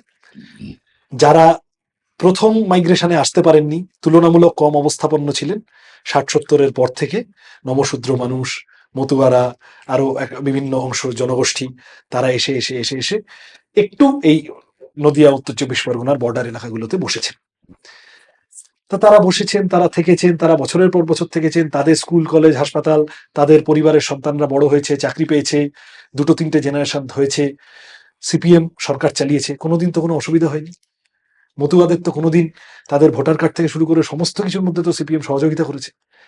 তাহলে হঠাৎ আজকে দাঁড়িয়ে এটা শুরু করলেন মমতা ব্যানার্জি 2011 সালে। বামফ্রন্ট কিন্তু মতুয়াদেরকে, ঠাকুরবাড়িকে রাজনীতির ঢুকতে দেয়নি। কলুষিত করেনি। এই সংকীর্ণ রাজনীতি তারা না, বা আছে, যেমন ধরেন ফুরফুরা শরীফ আছেন, তারা তাদের মতো করে আছেন, সামাজিক তাদের প্রভাব নিয়ে আছেন। আমরা এইসবের মধ্যে রাজনীতি ঢোকাবো না। দিস ওয়াজ বামফ্রন্ট। মমতা ব্যানার্জি প্রথম 2011 সালে ভোটের সময়, ভোট পেতে হবে, এই যে আমি বারবার বলছি, রুজি রুটির রাজনীতি থেকে বাংলার মানুষকে বের করে আনার প্রথম খেলাটা মমতা ব্যানার্জির হাত ধরে শুরু হলো। গোর্খাল্যান্ড, এই যে জিটিএ, জ্যোতি বসুর সলিউশন ছিল সুভাষ ঘিসিং এর আন্দোলনের পরে দার্জিলিং গোর্খা হিল কাউন্সিল করে ষষ্ঠ তফসিলি মর্যাদাও রক্ষিত হলো, কিন্তু আলাদা রাজ্যের দাবি সেটা হলো না। এখন এখানে মমতা ব্যানার্জি জিটিএ কে, গোর্খাল্যান্ড শব্দটাকে মান্যতা দিলেন। তারপরে ওটা ম্যানেজ দেওয়ার জন্য আচ্ছা লেপচাদের বোর্ড, এর বোর্ড, ওর বোর্ড, তার বোর্ড ইত্যাদি করলেন। সমস্ত রকমের আলাদা আলাদা ভাবে বিভিন্ন ধর্মের, জাতের, বিভিন্ন জাতির মানুষের মধ্যে বিচ্ছিন্নতাবাদের ভাবনাকে চাগাড় দেওয়ানোর জন্য কোটি কোটি টাকা খরচা করানো হলো। সেই ধরনের নেতাদের তৈরি করা হলো। এই যে এখন দাঁড়িয়ে উত্তরবঙ্গ আলাদা করে দাও, আচ্ছা মুর্শিদাবাদ জেলাটাকে আলাদা করে দাও, মালদা মুর্শিদাবাদ আলাদা করো, আচ্ছা পশ্চিমাঞ্চল আলাদা করো, আচ্ছা এই চলছে তো পশ্চিমবঙ্গে, টানা চলছে তো। 2011 সালের আগে পরে হঠাৎ বাজারে চালু হলো। মতুয়াদের জন্য সিপিএম কিছু করেনি, আমি মতুয়াদের নিয়ে সোজা বড় মার কাছে চলে গেলেন। ফটো তুলতে চলে গেলেন মমতা ব্যানার্জি। তারপরে এরকম ভাগাভাগি হয়ে গেল, ও তৃণমূলের এমএলএ, তাহলে ও বিজেপির এমপি, এই করতে করতে করতে আলটিমেটলি এখন তো মতুয়া সম্প্রদায়ের মানুষরা বোঝেন হুম। যে এই যে আমাদেরকে বোড়ে হিসেবে ব্যবহার করা হলো, এটা তো ঠকানো হলো। আমার জাতিগত অ্যাসপিরেশন, আমার সম্প্রদায়গত অ্যাসপিরেশন, এই অ্যাসপিরেশন, এই মর্যাদার প্রশ্ন, আমি আপনাকে সিরিয়াস কথা বলছি, এই যে বিভিন্ন বাংলা তো সমসত্ব নয়, হোমোজেনাস নয়, আমাদের সমাজটা বিভিন্ন সম্প্রদায়, বিভিন্ন জাতি, বিভিন্ন ছোটখাটো ভাষা, বিভিন্ন বৈচিত্র্য আছে, এবং তার প্রত্যেকের অ্যাসপিরেশন থাকা সেগুলো অত্যন্ত জরুরি, তাদের মর্যাদার, নিজস্ব মর্যাদার দাবি দেওয়া থাকা অত্যন্ত জরুরি। এবার এই মর্যাদার প্রশ্নটা অ্যাড্রেসড হবে কি করে? তাদের জন্য অর্থনৈতিক উন্নয়নের রাস্তা খুলে দিয়ে, তাদের কাজের ব্যবস্থা, তাদের সন্তানদের স্কুল কলেজ হাসপাতালের ব্যবস্থা, তাদের জন্য বাড়তি কোনো স্কলারশিপ, কোনো যদি পিছিয়ে পড়া সামাজিক অংশ থাকে, অনগ্রসর অংশ থাকে, তাদের জন্য। এইটা ছিল বামফ্রন্টের অভিমুখ, দৃষ্টিভঙ্গি। আর এরা হলো, আমি এদের নামে আমি একটা নামকরণ করে দিলাম, আমি একটা অমুক ছুটির দিন করে দিলাম, আমি একটা তমুক ওখানে গিয়ে অমুকের মতো একটা পোশাক পরে একটু হাততালি দিয়ে নেচে এলাম, ভাব দেখালাম আমি তোমার লোক। আসলে সেই সম্প্রদায়ের উন্নতি হলো না, আসলে সেই সম্প্রদায়ের জীবন জীবিকা প্রশ্নে উন্নতি হলো না, হিউম্যান ডেভেলপমেন্ট ইন্ডেক্সে সেই সম্প্রদায়ের খুব আপলিফটমেন্ট হলো না, কিন্তু কতগুলো প্রতীকী হাততালি পাওয়ার মতো জিনিস হলো। মতুয়াদের সাথেও তাই হয়েছে। বাংলার নবশূদ্র মানুষের আপনি যদি দেখেন, এসসি আলাদা করে টার্গেট করে যদি দেখেন, তাদের লেখাপড়ার অবস্থা, তাদের ড্রপ আউট বেড়েছে পশ্চিমবঙ্গে, মমতা ব্যানার্জির পশ্চিমবঙ্গে। আপনি যদি দেখেন এসটি আদিবাসী হোস্টেলগুলো বন্ধ হয়েছে। এই যে এত মমতা ব্যানার্জি, যে গরু দুধ দেয় তার লাথি তো খেতেই হবে, মুসলমান হাই মাদ্রাসাগুলো পশ্চিমবঙ্গে তার চেহারা কি? হাই মাদ্রাসাগুলোর এই মাদ্রাসা সার্ভিস কমিশন, আমরা এসএসসি টেট এইসব নিয়ে আমাদের এত বিতর্ক হয়, চাকরি চুরি দুর্নীতি ইত্যাদি, মাদ্রাসা সার্ভিস কমিশনটা খানিকটা পিছনে পড়ে যায়। মাদ্রাসা সার্ভিস কমিশনের বিভিন্ন চিটিংবাজির অবস্থা আপনি দেখুন, যা হয়ে আছে তৃণমূল আমলে। সংখ্যালঘু ঘরের ছেলেমেয়েরা সব পরিযায়ী শ্রমিক বাইরে পড়াশোনা করতে চলে যাচ্ছে। আপনি মনে করেন এগুলো সব একটা মসজিদ বানিয়ে ঠিক হবে? এগুলো সব একটা একটু মাথার ওড়নাটাকে, আঁচলটাকে একটু হিজাবের মতো করে পরে আমি একটু এইরকম করলাম, ইফতারের দিন আমি পাকসার কাছে গিয়ে ছবি তুলে এলাম, এটা ঠিক হয়ে যাবে? আচ্ছা, এই যে যোগ্য শিক্ষকরা আজ চাকরি হারিয়েছে, এবং যে আপনাদেরই বিকাশ রঞ্জন ভট্টাচার্য আপনাদেরই দলের, তিনি এই মামলাটাকে পুরো দেখছেন। শুধু সেই মামলা নয়, ডিএও মামলাটাকে তিনি দেখছেন।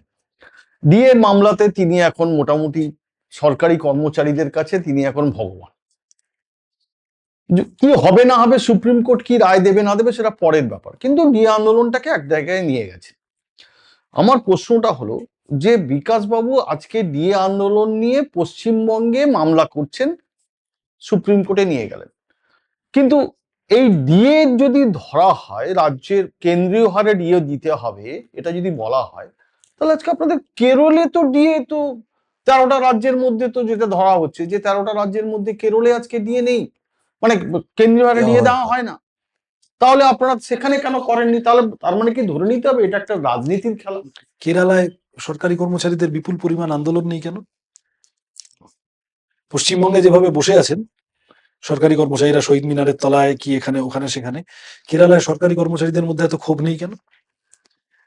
কেরালায় আর 5টা জায়গা, হাউজিং বলুন, এডুকেশন বলুন, হেলথ বলুন, সঠিক সময় মাইনে ঢোকা বলুন, সামগ্রিকভাবে জীবনে স্টেবিলিটি, নিশ্চয়তা, নিরাপত্তা বলুন, ল অ্যান্ড অর্ডার বলুন, আর 5টা জায়গা কেরালায় সব মিলিয়ে ঠিক আছে। কেরালায় যারা সরকারি কর্মচারী তারাও বোঝেন যে আমার সরকারটা সিপিএম এর সরকার, দিল্লির বিজেপি সমস্ত রকম ভাবে তাকে কর্নার করার চেষ্টা করছে, অনেক কষ্টের মধ্যে দিয়ে নেভিগেট করতে হচ্ছে উন্নয়নের রাস্তা। তার মধ্যেই এই সরকারি কর্মচারীদের সাহায্য না পেলে কেরালার সরকার 47-এর পর ভারতে এই প্রথম রাজ্য স্বাধীনতার এত বছর পর দারিদ্র্য দূরীকরণ করে ফেলেছে। পারতো? পিনারাই বিজয়নের সরকারের সাথে যদি সরকারি কর্মচারীরা অসহযোগিতা করতেন, গভর্নমেন্টের মাধ্যমে তো গভর্নমেন্টের প্রকল্পগুলো সব নিয়ে যেতে হয় মানুষের কাছে, এই যে এক্সট্রিম পভার্টি থেকে বার করে আনা, গোটা দেশে একমাত্র রাজ্য, গর্ববোধ করবো না? এটাই তো হওয়ার কথা ছিল। আমার পশ্চিমবঙ্গে তো এটাই হওয়ার কথা ছিল। 2006, 7, 8 দারিদ্র দূরীকরণের দৌড়ে ভারতে 1 নম্বর রাজ্য ছিল কেরালা, 2 নম্বর রাজ্য ছিল পশ্চিমবঙ্গ। দুটোই ঘটনাচক্রে তখন বামফ্রন্ট শাসিত রাজ্য। 20 বছর পর কেরালা সেই কাজটা করে ফেলতে পারলো, আর আমরা মন্দির মসজিদ বানিয়ে চলছি। আমরা মারপিট মাতিয়ে চলছি। আচ্ছা, এবারই বলুন আপনি যে মানে বাম ফ্রন্ট মানে সিপিএম বা সিপিএম নয়, মানে আমি বলবো কমিউনিস্ট দল বরাবরই কিন্তু বিশ্বের যে কোনো আন্দোলনের তারাই পুরোটা মানে তাদের ছাতার তলায় সবাই করেছে। যদিও দু একটা যদি ফরাসি বিপ্লব বা এগুলো যদি দেখি সেটা আলাদা কথা, তখন কমিউনিস্ট পার্টি তৈরি হয়, মানে তৈরি হয়নি। তারপরের কমিউনিস্ট আপনি মতাদর্শ, ইতিহাসের ছাত্র, সুতরাং আপনি আরো ভালো তারপরের বলতে মতাদর্শ। পারবেন। হ্যাঁ। আমার প্রশ্ন হচ্ছে যে সেই লাল ঝান্ডা আজকে বিপ্লবের রাস্তা থেকে হারিয়ে যাচ্ছে কেন? আপনি আমাকে যদি জিজ্ঞাসা করেন যে তোমার জীবনের স্বপ্ন কি, আমি তো বলবো বিপ্লব। আমার মতো অসংখ্য লোক বলবে। একটা জিনিস একটু মানে এটা নিয়ে খুব মানে কি বলবো, এটা খুব ঢাক ঢাক গুড় করে লাভ নেই। 20 শতক জুড়ে একদিকে সোভিয়েত ইউনিয়ন, একদিকে আমেরিকা, আর মাঝে ভারতের মতো অসংখ্য এশিয়া, আফ্রিকা, লাতিন আমেরিকার দেশ। তারা সমাজতন্ত্রী হয়নি, কিন্তু তাদের একটা সমাজতন্ত্রের প্রভাব তাদের সিস্টেমের মধ্যে ছিল। আমি যে কারণে আপনাকে সিপিএম তৃণমূল নিয়ে আলোচনা করতে গিয়েও একটা কথা আমি আপনাকে ব্যবহার করলাম আপনার কাছে, যে একদিকে দুর্নীতির রাজনীতি, দুর্নীতির সংস্কৃতি, দুর্নীতির অর্থনীতি, দুর্নীতির মূল্যবোধ, আরেকদিকে বিকল্প খেটে খাওয়া মানুষের, বড় লোকের মূল্যবোধের উল্টো দিকে গরিবের খেটে খাওয়া মানুষের মূল্যবোধ। It is very important. এই দুটো সিস্টেমের লড়াই যখন হয়, এটা কেবল অর্থনীতির লড়াই হয় না, এটা কেবল তোর রাজনৈতিক, তোর পার্লামেন্ট আছে, তোর মাল্টি পার্টি সিস্টেম আছে, আর আমার একটা পার্টি বা দুটো পার্টি, এর লড়াই খালি হয় না, এটা আসলে মূল্যবোধের লড়াইও হয়। ধরেন দ্বিতীয় বিশ্বযুদ্ধে সোভিয়েত ইউনিয়নের আর্মির যা শক্তি ছিল, হিটলারের সাথে তার জেতার কথা নয়। হিটলার অনেক শক্তিশালী আর্মি ছিল স্টালিনের থেকে, কিন্তু সোভিয়েত ইউনিয়ন জিতলো। আমরা পৃথিবীর মানুষ ফ্যাসিবাদের বিপদ থেকে মুক্তি পেলাম। হিটলার বাংকারে আত্মহত্যা করলো। বলা হয়, ইতিহাসবিদরা বলেন যে এই যুদ্ধটা আসলে একটি ভাড়াটে সৈন্যবাহিনীর সাথে একটি দেশের দেশপ্রেমিক জনগণের যুদ্ধ ছিল। অর্থাৎ সোভিয়েত ইউনিয়নে আর্মির শক্তির যে ফাঁকটুকু ছিল, দেশের মানুষ এই সিস্টেমটা আমার, এই সিস্টেমটাকে রক্ষা করতে হবে, আমার সিস্টেম, এই বলে নেমে পড়ে যুদ্ধটা জিতিয়েছিল। আপনি যদি রাশিয়ার চিঠি পড়েন, রবীন্দ্রনাথ ঠাকুর, যে স্ট্যালিনকে এখন গুগলে ডিক্টেটর লেখা হয়, প্রায় হিটলারের সাথে এক আসনে বসানো হয়, সেই স্টালিনের রাশিয়া ঘুরে এসে রবীন্দ্রনাথ ঠাকুর লিখছেন, প্রথম রাশিয়ার চিঠি শুরু করছেন, এদেশে এসে মনে হলো এই জন্মের মতো তীর্থ দর্শন অসম্পূর্ণ থেকে যেত, এই দেশে না এনে আগাগোড়া মূলে প্রভেদ, এরা ভিতর থেকে সমস্ত কিছু জাগিয়ে তুলেছে। আমি খুব বড় ইতিহাসের কথায় যেতে চাইছি না। আমাদের রাজনৈতিক ভাবনা, আমাদের সিস্টেম হচ্ছে টু ইনভলভ দ্য মাসেস। একটা সামান্য রাজ্যে, ভারতে তো আমরা কোনোদিন সরকারে আসিনি, রাষ্ট্র শক্তির দখল নেওয়া যাকে বলে, যেটা এখন আরএসএস বিজেপি চেষ্টা করছে, সমস্ত কিছু পাল্টে দিতে চাইছে নিজেদের মতো করে। এটা তো কমিউনিস্টরা আমাদের দেশে কোনোদিন হয়নি। আমরা একটা রাজ্য, আমরা 3টে রাজ্য চালানোর সুযোগ পেয়েছিলাম। সেই রাজ্য চালানোর সুযোগ পেয়েও, সামান্য ক্ষমতা নিয়েও, আমাদের মুখ্যমন্ত্রী ক্ষমতায় এসেই ভোটে জিতে প্রথম দিন বলেছিলেন, আমার সরকার রাইটার্স থেকে চলবে না, আমার সরকার চলবে গ্রাম বাংলা থেকে, মহল্লা থেকে, পাড়াগুলো থেকে, পঞ্চায়েতগুলো থেকে। পঞ্চায়েত হয়েছিল তো, ভূমি সংস্কার হয়েছিল তো, গরিবকে জমি দেওয়া হয়েছিল তো। যে লোক জমিদারের আমলে মাথা তুলে দাঁড়াতে পারতো না, সেই লোক পরে ভোটে জিতে পঞ্চায়েত সদস্য হয়েছিল তো, তার একটা ক্ষমতায়ন হয়েছিল তো। এবং এটা আপনি যদি আদিবাসী, গোটা ভারতে জমি বন্টিত আদিবাসীদের মধ্যে কত হয়েছে, আপনি দেখবেন তার 50% বামফ্রন্টের বাংলা। গোটা ভারতে এসসি দলিতদের মধ্যে কত জমি বন্টিত হয়েছে, 40%-এর কাছাকাছি বাংলা। এই যে চেহারাটা, এই আমাদের এই সিস্টেমটা, আমাদের এই মানুষকে জুড়ে নেওয়ার মূল্যবোধ, আমি আপনাকে একটু কঠিন কথা বলছি, আমি জানি না বোর করছি কিনা। না না না, বোর হবো কেন? এই জায়গাটা ধাক্কা খেয়ে গেল। 1991 সালে সোভিয়েত ইউনিয়ন হেরে গেল, সরি বিপর্যয়ের মুখে পড়লো, টুকরো টুকরো হয়ে গেল টুকরো হয়ে গেল। সেই সিস্টেম। সেই দেশও কেন, সমাজতন্ত্র 70 বছর চলার পরেও কেন বিপর্যয়ের মুখে পড়লো, তার অ্যাসেসমেন্টটা হচ্ছে, জ্যোতি বসুই তার কয়েকদিন আগে গিয়েছিলেন সোভিয়েত ইউনিয়নে। তা যখন মানে ডিসইন্টিগ্রেশন হয়ে গেল, তাকে জিজ্ঞাসা করা হলো, জ্যোতিবাবু তো বেশি কথা বলতেন না, অল্প কথায়, এক বাক্যে জবাব দিয়েছিলেন, ওখানে পার্টি মানুষের থেকে বড় হয়ে গেছিল, ওখানে কমিউনিস্ট পার্টিটি মানুষের থেকে বড় হয়ে গেছিল, অর্থাৎ মানুষের থেকে বিচ্ছিন্ন হয়ে গেছিল। কমিউনিস্টরা সেখানে থাকবে, ততদিন থাকবে, ক্ষমতায় থাকুক বা না থাকুক, তারা সমাজে জঙ্গম চলমান স্রোতের মতো থাকবে যতক্ষণ তারা মানুষের মধ্যে থাকে। আমি আপনাকে মিডিয়া নিয়ে মানে আমি আপনাকে অনুযোগ করলাম, টাকা ঢুকে গেছে রাজনীতিতে, এই নিয়ে অনুযোগ করলাম। At the same time media বা টাকার উপর নির্ভরশীল আমরা নই। আমাদের আত্মসমালোচনার জায়গাটা হচ্ছে যে we had মাসেস, we had connection with the মাসেস। আমাদের সেই জনগণের সাথে কানেকশনটাকে রিভাইভ করতে হবে। এটা থেকে অন্য কোনো কথায় যাওয়ার আমাদের কোনো সুযোগ নেই। আমাদের পশ্চিমবঙ্গেও আমাদের মূল যে সমস্যাটা হয়েছে, অন্য আর 5টা শক্তির কারণে তাদের সমস্ত প্রেসার, আমরা লেভেল প্লেইং ফিল্ড পাইনি, আমাদের গায়ের জোরে হারানো হয়েছে, মারধর করা হয়েছে, সব ঠিক। আমাদের সাথে মানুষের যে জলের সাথে মাছের মতো সম্পর্কটা ছিল, যার ভিত্তিতে আমরা একদম তো স্রোতের উল্টো দিকে, কমিউনিস্ট পার্টির তো এই সিস্টেমে সার্ভাইভ করার কথা নয়। আর ভারতের মতো দেশ এত জটিল, এত ধর্মে, জাতে, ভাষায় এত রকম ভাগাভাগি, সেখানে আমরা গরিব বড় লোক এই দুটো ভাগ ছাড়া অন্য ভাগ মানতে চাই না। আমরা জাতের নামে চাইলেও রাজনীতি করতে পারবো না, আমরা ধর্মের নামে চাইলেও। এই যে মমতা ব্যানার্জির মজাটা কি, মমতা ব্যানার্জি বিজেপিকে আটকাতে হবে, মমতা ব্যানার্জি আচ্ছা ঠিক আছে একটা মন্দির করে দাও, আচ্ছা ওকে মসজিদের জন্য 2 টাকা দিয়ে দাও, আচ্ছা একটা বাজারে হুমায়ুন কবির ছেড়ে দাও, ও ওখানে মসজিদ টসজিদ করে ও হিন্দু মুসলমান করবে, আমার লাভ আছে। আমি তো চাইলেও এটা পারবো না, আমাকে একবজ্ঞা ভাবে রুটি রুজির কথা বলে তার মানে আপনি বলছেন যে হুমায়ুন কবিরটাকে তৈরি করেছেন বলে এই যে সাসপেন্ড করা হলো, এটা কি তৃণমূলের একটা আপনি আমাকে বলুন একটা না, খেলা?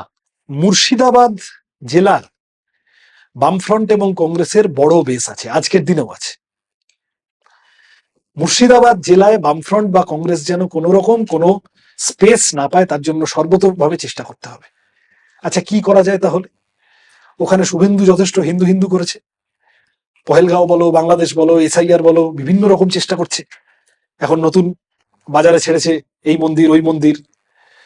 আচ্ছা আমিও হচ্ছে তাল মিলিয়ে 2টো মন্দিরের ঘোষণা করে দিয়েছি, এখন আমাকেও একটু ব্যালেন্স করতে হবে।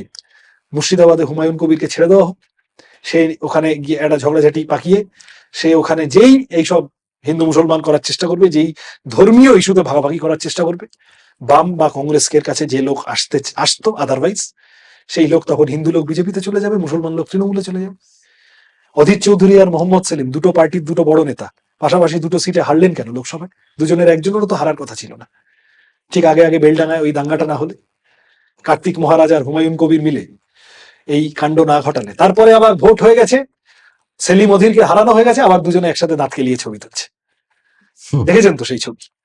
তাহলে এইটাই আমাদের, আপনি বললেন যে বিপ্লবের থেকে দূরে চলে যাওয়া, এই যে সামগ্রিকভাবে রাজনীতির এজেন্ডা, আমরা মানুষকে ইনভলভ করে রুজি রুটির কথাকে রাজনীতির মূল স্রোতে নিয়ে আসার লড়াইটা আমরা করি। আর এটা থেকে আমাদেরকে দূরে সরিয়ে নিয়ে গিয়ে প্রথমে বলবে যে অন্যের কথা ভেবো না, নিজের কথা খালি ভাবো, এই বলে শুরু করবে। বামপন্থীদের সিস্টেম, বামপন্থীদের ইকোসিস্টেম মানে তোমার পাশে মানুষটা খেতে পেলো কি পেলো না তার কথা ভাবো।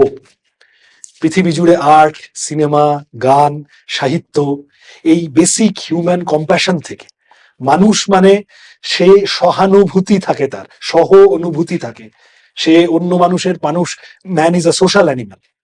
সমাজ তৈরি হয় মানুষ একজন আরেকজনের পাশে দাঁড়ায় বলে, এই স্বাভাবিক প্রবৃত্তির কথা বলে বামপন্থীরা।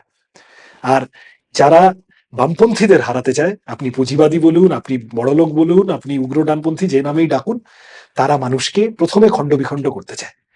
1991-তে আমাদের দেশে এই বিদেশি কোম্পানিরা সব ঢুকলো, নয়া উদারবাদ ইত্যাদি, তার ভালো মন্দ আমি তার মধ্যে যাচ্ছি না, অন্য আলোচনা। সিনেমায় প্রথম ভিলেন দেখানো শুরু হলো রাজনীতিবিদদের। আপনি যদি 70-80 সিনেমা দেখেন, আপনি দেখবেন কারখানা মালিক হচ্ছে ভিলেন, আর অমিতাভ বচ্চন সে শ্রমিকের প্রতিনিধি, সে অ্যাংরি ইয়াং ম্যান, তাই তো? 90-এর দশকের পরে ভিলেন হয়ে গেল রাজনীতিবিদরা। সে স্নিকার পরে, দামি মোটার চেন, সাদা পাঞ্জাবি ইত্যাদি পরে, এই রজতাভ দত্ত যে ধরনের রোলগুলো করতেন, হ্যাঁ ঠিক বলছি তো? একদম। গোটা ভারত জুড়ে এই ধরনের রাজনীতিবিদদের ভিলেন বানানো শুরু হলো।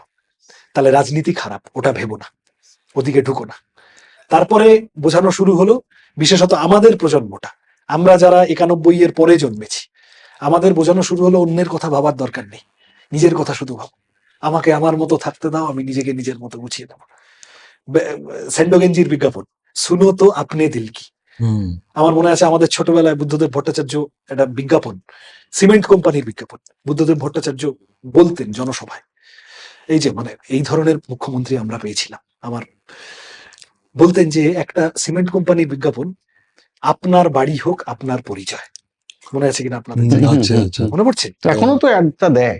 আচ্ছা, বিদ্যাসাগর তো ল্যাম্পপোস্টের তলায় বসে পড়াশোনা করতেন, আর আম্বানির একটা বিরাট বম্বেতে বাড়ি আছে। হুম তাহলে ওই সিমেন্ট কোম্পানিটির বিজ্ঞাপনের কথা অনুযায়ী চলতে গেলে আমার কাছে আম্বানির দাম বিদ্যাসাগরের চেয়ে বেশি হওয়া উচিত, কারণ আপনার বাড়ি হোক আপনার পরিচয়। এই যে ভোগবাদের দিকে নিয়ে যাওয়া।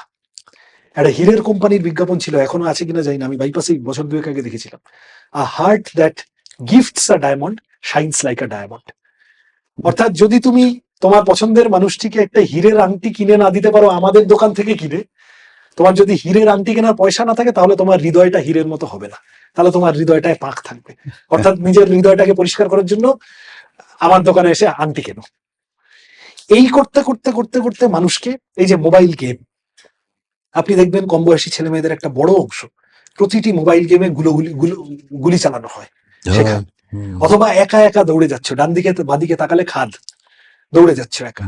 এর তো একটা সাইকোলজিক্যাল ইম্প্যাক্ট হয়। এই যে আপনি জেনজি বা ইত্যাদি যা ভাষাতেই বলুন না কেন, এখনকার প্রজন্মের উপরে একটা প্রজন্মকে গায়ের জোরে সমস্ত রকম ভাবে বিজ্ঞাপন দিয়ে তাকে স্বার্থপর হতে শেখানো হয়েছে। এই যে আগের প্রজন্মকে একটা প্রজন্মকে স্বার্থপর হতে শেখানো হয়েছে, এইটা প্ল্যানফুলি করা হয়। আমি আর 2 মিনিট এইটা নিয়ে একটু দুটো কথা বলি। এবার আপনি, আমার বয়সী একটি ছেলে, সে জীবনে কোনোদিন রাজনীতি করেনি, দেখেনি, সে ছোট থেকে সিনেমা দেখে বড় হয়েছে, বুঝেছে যে রাজনীতি মানে খারাপ জিনিস, চোর গুন্ডাদের জায়গা। সে সমাজে সে আর 5টা কাজের সাথে হয়নি, সে সারাদিন মোবাইলে নিজের এটা বুঁদ হয়ে থেকেছে। সে বড় হয়ে দেখলো যে আমার চাকরি পাচ্ছি না। সে মোবাইলে দেখে যে আমার পছন্দের নায়ক সুইজারল্যান্ডে প্রেম করছেন তার প্রেমিকার সাথে, সিনেমায় দেখে। এদিকে তার ঢাকুরিয়া লেকে বাদাম ভাজা কিনতে যাওয়ার পয়সা নেই। সে, তার প্রত্যাশা আর তার বাস্তবতার গ্যাপ বাড়ছে। সে পড়াশোনা করে সে বাজারে গিয়ে দেখছে যে আমার চাকরি নেই, জুতো শুকতলা খইয়ে ফেলতে হচ্ছে। তার মধ্যে অনিশ্চয়তা, তার মধ্যে অপরাধ প্রবণতা বাড়তে বাধ্য, তার মধ্যে ইনসিকিউরিটি। আমি খুব সিরিয়াস কথা, এগুলো আলোচনা হয় না, আপনারা অ্যালাউ করলেন, আমি I am thankful to you. Covid হলো, লকডাউন হলো, প্রথম 4 মাসের মধ্যে, মানে মার্চ মাসে সম্ভবত লকডাউন হয়েছিল, জুলাই অগাস্টের মধ্যে সমীক্ষায় বেরোলো যে ভারতে ডোমেস্টিক ভায়োলেন্স 10 গুণ বেড়ে গিয়েছে। কেন? বাড়ির মরদরা সব বাড়িতে থাকছে, বেটা ছেলেরা বাড়িতে থাকছে, অস্থির হয়ে যাচ্ছে, কি করবো, বউকে পেটাও। এই যে একটা অনিশ্চয়তায় ভরা সোসাইটি, স্টেবিলিটি নেই, কাজের স্টেবিলিটি নেই, এদিকে স্বপ্ন দেখিয়ে দিয়েছে অনেক বড়। এইখানে এবারে বিজেপি ঢুকে বলে, ভাই তুমি চাকরি পাচ্ছ না কারণ মুসলমানরা তোমার চাকরিটা নিয়ে নিয়েছে। মুসলমানদের বাংলাদেশে তাড়িয়ে দিলেই ওর জমিটা তোমার হয়ে যাবে, ওর পুকুরটা তোমার হয়ে যাবে। এই একইভাবে কোনো একটা মুসলমান পাড়ায় গিয়ে হুমায়ুন কবিররা ঢুকে বলে, হিন্দুদের বিরুদ্ধে এক কাট্টা হতে হবে, বুঝলি, নালে কিন্তু। এই করে আস্তে আস্তে আস্তে আস্তে একটা কমিউনাল সোসাইটি পোস্ট 91 আস্তে আস্তে আমাদের দেশে তৈরি হয়েছে।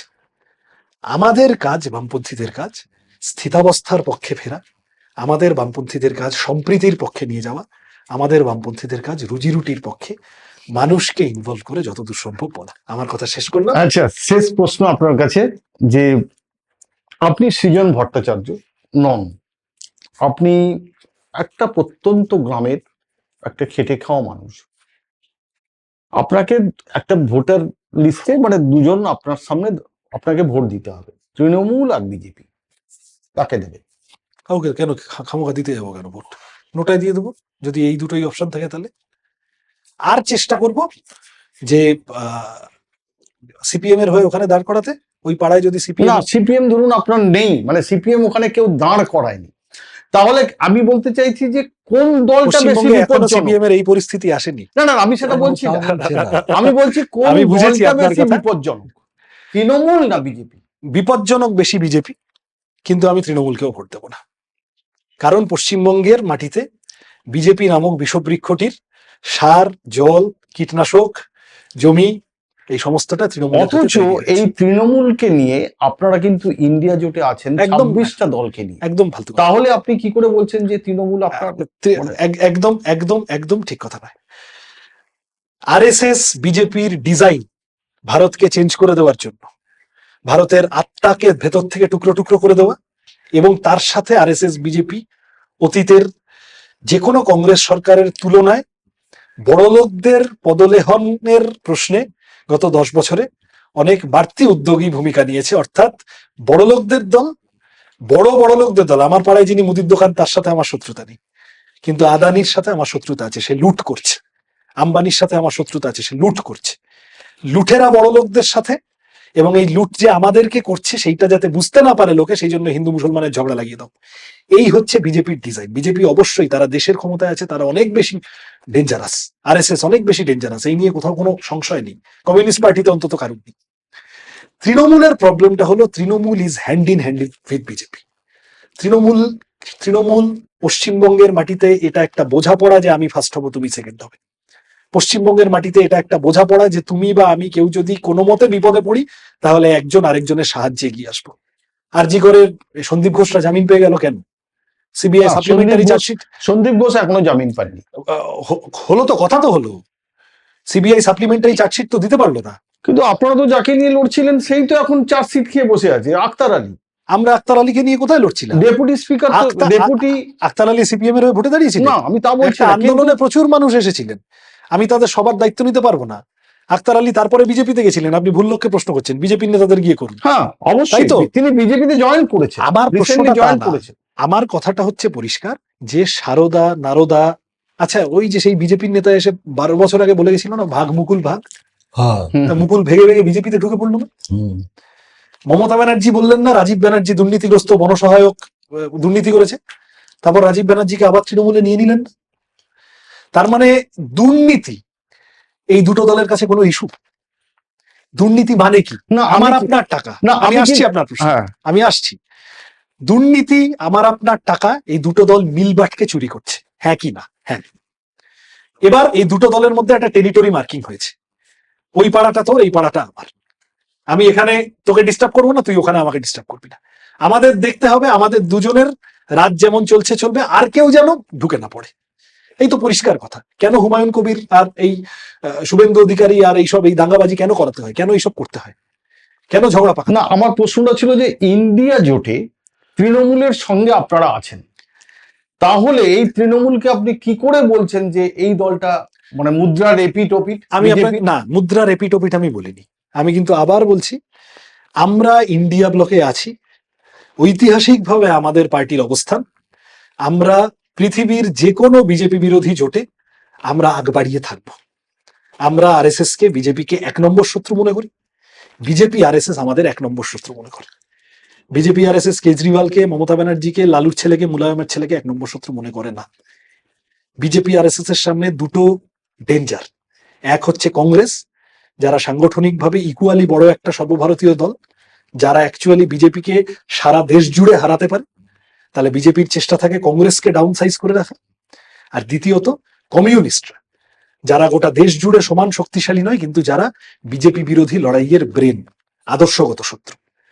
যে কারণে ত্রিপুরায় মাত্র 2টো লোকসভা সিট, ত্রিপুরায় সিপিএম কে হারিয়ে, গাজোয়ারি করে, মারপিট করে, দখল করে, খুন জখম করে হারিয়ে নরেন্দ্র মোদী বলেছিলেন যে ওটা আমাদের আইডিওলজিক্যাল জয় হলো। সুতরাং আমরা মনে করি যে আমাদের 1 নম্বর শত্রু আরএসএস বিজেপি, কোনো কনফিউশন নেই। এবার তাহলে আপনি বলবেন যে তাহলে তো আপনি তৃণমূলের সাথে বোঝাপড়া করতে চলে গেলেন, আপনার কথাতেই পরিষ্কার। না, আমি ঐতিহাসিকভাবে বিজেপি বিরোধী যে কোনো জোটে, আপনি 90-এর দশকে দেখুন, আপনি 80-র দশকে দেখুন, আপনি 2000-এর এতে দেখুন, ইউপিএ 1 কেন তৈরি হয়েছিল, এই ইন্ডিয়া ব্লক কেন তৈরি হলো, এর আগে 9-এর দশকে যে বিভিন্ন সরকারগুলি থাকতো সেখানে বামপন্থীদের অবস্থান কি হতো। আমরা বিজেপি বিরোধিতার প্রশ্নে কনসিস্টেন্ট। বিজেপির হাতে পড়লে দেশ সর্বনাশ হয়ে যাবে, ঠিক যেভাবে মৌলবাদীদের হাতে পড়ে, ইসলামিস্ট মৌলবাদীদের হাতে পড়ে বাংলাদেশ বা পাকিস্তানের সর্বনাশ হচ্ছে, সেই একই রকম ভাবে হিন্দুত্ববাদী মৌলবাদীদের হাতে পড়লে, এর সাথে হিন্দু ধর্মের কোনো সম্পর্ক নেই, ভারতের সর্বনাশ হয়ে যাবে। তৃণমূল কংগ্রেস এই খেলায়, এই টিমে অনেক নতুন অংশীদার। সে বিজেপির হাত ধরে জন্ম নিয়েছিল, ঘাসফুল সিম্বলটা লালকৃষ্ণ আদবানীরা করিয়ে দিয়েছিলেন। বিজেপির সরকারে দপ্তরবিহীন মন্ত্রী হয়েছিল, বিজেপির সাথে আন্দোলন সব করেছে, সমস্ত কিছু করেছে, বিজেপির সমস্ত রকম বিজেপির ছত্রছায়া নিয়েছেন। দেশদ্রোহী আরএসএস যারা স্বাধীনতা সংগ্রামে কোনো অংশগ্রহণ করেনি তাদেরকে ইনি দেশপ্রেমিক বলেছেন, আর ওনারা আরএসএস ওনাকে দুর্গা বলেছে। 2002-এ দাঙ্গা করার পর নরেন্দ্র মোদী গোটা দেশের কাছে ধিকৃত, আমেরিকা সহ বিভিন্ন দেশ বলেছে এই লোককে আমরা ঢুকতে দেবো না আমাদের দেশে। এমন গোটা দেশের প্রেসার হলো, খোদ অটল বিহারী বাজপেয়ী প্রধানমন্ত্রী মোদীকে পাশে বসিয়ে বললেন যে রাজধর্ম পালন করা উচিত। হু ওয়াজ দ্য ফার্স্ট পলিটিশিয়ান যিনি তার পরের ভোটটা জেতার পর নরেন্দ্র মোদীকে ফুলের দোড়া পাঠিয়েছিলেন? মমতা বন্দ্যোপাধ্যায়, পশ্চিমবঙ্গ থেকে। এগুলো আমরা ভুলে যাই। আজকে দাঁড়িয়ে পশ্চিমবঙ্গে আপনি আমাকে বলুন তো, জ্যোতি বসু বুদ্ধদেব ভট্টাচার্যের সময় তো আরএসএস বিজেপির এই বাড়বাড়ন্ত ছিল না পশ্চিমবঙ্গে? উল্টো দিকটাও ছিল না, হুমায়ুন কবিররাও ছিল না। এই যে খাগড়াগড়ে বিস্ফোরণ হলো, বাংলাদেশের ওই সিমি মিলিটেন্ট সংগঠন, তার নেতা ইমরান, তাকে আমি ধরে রাজ্যসভার এমপি করে ফেললাম, এগুলোও ছিল না। এই সব তৃণমূলের হাত ধরে আসেন।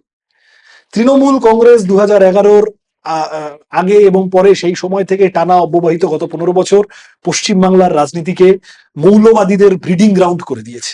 সমস্ত ধর্মের মৌলবাদীরা এখানে এসে, এবং আমরা অত্যন্ত বিপদের মুখে আছি। আমাদের বর্ডার স্টেট, আমাদের নিরাপত্তা, সাধারণ মানুষের নিরাপত্তা, সমস্ত কিছু প্রশ্নের মুখে হয়ে আছে। তৃণমূলের নেতারা এটা দায়িত্ব নিয়ে করিয়েছে যাতে এখানে বিজেপি বাড়ে, হিন্দু মুসলমান হয়, বাঙালি ও বাঙালি হয়, উত্তরবঙ্গ দক্ষিণবঙ্গ হয়। খালি গরিব বড় লোকটা হতে দেওয়া যাবে না, রুজি রুটিটা হতে দেওয়া যাবে না। সুতরাং Trinamool is equally dangerous. TMC প্রথমে 2011-র সময় করলো কি, যে প্রশান্ত কিশোরকে নিয়ে এলেন, যে উনি থাকলেই ম্যাচ বেরিয়ে যাবে। এবার অবশ্য ডুবেছে বিহারেতে নিজেই। তাহলে আপনাদের প্রশান্ত কিশোর, বামফ্রন্ট বা সিপিএম যাই বলি না কেন, অনিল বিশ্বাস চলে যাওয়াটা কি বড় ফ্যাক্টর? ব্যক্তিত্ব একটা বড় ভূমিকা থাকে বটেই। কোনো নেতৃত্বের মধ্যে যারা থাকেন তাদের কারুর হঠাৎ একটা আনটাইমলি ডেথ হয়ে গেলে, সুভাষ চক্রবর্তী বা যে বয়সে চলে গেলেন, যাওয়ার কথা তো ছিল না। বুদ্ধদেব ভট্টাচার্য খানিকটা অসুস্থ হয়ে গেলেন, নিরুপম সেন অসুস্থ হয়ে গেলেন, গৌতম দেব অসুস্থ হয়ে গেলেন, আরো অনেকে। আমি এরকম, তার তো একটা সামগ্রিক ইম্প্যাক্ট থাকে বটেই। তবে আমার মনে হয় যে কমিউনিস্ট পার্টিরই আবার এই রিজুভিনেশনের ক্ষমতাটা থাকে, যে তারা তাদের একটা কোনো নেতৃত্বের লেয়ার যদি কোনো কারণে ক্ষতিগ্রস্ত হয়, তাদের ব্যাকআপ লেয়ার থাকে। এই যে আমাদের দলটাকে বলা হতো বৃদ্ধতন্ত্র, সাদা চুলের দল। সাদা চুলের দল। এখন যারা বলছে, যারা ওইটা বলতো, তারা এখন বলে যে এই বাবা এত কালো চুল, সাদা চুল কোথায়? তারা এখন আবার খলের ছলের অভাব হয় না বলে না, তারা এখন বলে এই বাচ্চা বাচ্চা ছেলেমেয়েগুলো কি পারবে? আর আগে বলতো যে বাচ্চাদের আনছে না, কম বয়সীদের আনছে না। তার মানে আমাদের এই ইনফ্লোটা আছে। আমি নিশ্চিত কোথাও যদি কোনো আমাদের এখন যারা আমাদের পার্টির শীর্ষ নেতা, তারা প্রত্যেকে লড়াই আন্দোলনের মধ্যে উঠে এসেছেন। তারা বামফ্রন্ট সরকারের সময়ের বিভিন্ন, কেউ সাংসদ, কেউ বিধায়ক, গুরুত্বপূর্ণ কেউ মন্ত্রী দায়িত্ব পালন করেছেন, বিরোধী রাজনীতিতেও মার খেয়েছেন, পুলিশের আক্রমণের মুখে পড়েছেন। এই সমস্ত কিছু নিয়ে তারা এখন আবার আমাদের প্রজন্মটাকে তারা তৈরি করছেন। তো সুতরাং আমার মনে হয় লিডারশিপ ক্রাইসিস আমাদের খুব হবে না, আমি এই বিষয়ে কনফিডেন্ট। আর একটা লাস্ট প্রশ্ন এটাই, যে তাহলে বিজেপি কি আসছে এই এসআইআর ব্লা এইসব করে টোরে কি এবারে জিন্দেগিতে আসবে না, কখনোই? জিন্দেগিতে কিনা আমি বলতে পারবো না, জ্যোতিষী নই। 26-এ তো আসছে না বটেই। 26-এ লড়াই আমাদের সাথে তৃণমূলের। বিজেপি কতটা ভোট কাটবে তার উপরে নির্ভর করবে তৃণমূল সরকারে থাকবে। তাহলে দিদিপুরি চলে এলো আবার। সেটা, এটা আপনাদের টার্গেট 50টা। ওটা উনি বলেছেন, আমি বলি না, না বলেনি। আমাদের টার্গেট 294। আমাদের টার্গেট 294। না, আজকে দেখুন, আজকে আপনার সঙ্গে একটা ইন্টারভিউ করলাম, প্রথম ইন্টারভিউ করছি একটা। আমি বলছি আপনারা 5টা পেলেও মনে করবেন যে লোকে ভাববে লেফট ফ্রন্ট আসছে। এই যে আসছে, এইটা কিন্তু মানুষকে কিন্তু তাতায়। আমি আপনার কাছে খোলাখুলি ভাবে এটা স্বীকার করেছি যে কাজ খুব কঠিন, খুবই। কিন্তু জলে যখন নেমেছি, গোটা পুকুরটা সাঁতরাবো বলে, মাঝ পুকুরে ডুবে যাব বলে সাঁতার কাটতে নামিনি আমরা। আপনাদের অবস্থা এখন দেয়াল ভেঙে আরো ভেতরে ঢুকে গেছে। সেখান থেকে এই যে টানা 2 0 চশমা আমরা বলি, খেলার এতে চশমা বলে, সেটা একটা। তো এইটা খোঁচায় না? হ্যাঁ, খুব খোঁচায়, খুব খোঁচায়। এই ডেডলকেই তো বাংলার রাজনীতি পড়েছে। সিপিএম কংগ্রেস যেন না ওঠে, আলাদা আলাদা ভাবে, আমি জোট হিসেবে বলছি না, সিপিএম এবং কংগ্রেস এই দুটি দল যেন না ওঠে, বিজেপি সেকেন্ড হবে 35% ভোট নিয়ে, বিজেপির জুজু দেখিয়ে 45% ভোট নিয়ে তৃণমূল ফার্স্ট হবে। এই তো সহজ অঙ্ক। আচ্ছা, এই যে সিপিএম কংগ্রেস ধরুন আইএসএফ, আপনারা কি একজোট যদি হতে পারেন তাহলে তো আমার মনে হয় যে অনেকটা আপনাদের মানে একটা জেতার অনেকগুলো জায়গায় আপনারা পৌঁছে যেতে পারেন। সেটা কি আপনাদের মনে কোনো স্ট্রাইক করছে যে না একসঙ্গে এবার নামি? সেটার একটা প্রক্রিয়া তো সব মিলিয়ে জারি থাকেই। সেটা আমার পার্টি নেতৃত্ব তার গতি প্রকৃতি বলবেন, সেটা আমার ওইভাবে বলাটা ঠিক হবে না। আমি আপনাকে কেবল এইটুকু বলতে পেরেছি যে রুজি রুটির লড়াইতে তাকে সেন্টার স্টেজে আনার জন্য যারা যারা আছেন আমরা তাদের সবার সাথে আছি। আমরা এটা চেষ্টা করছি।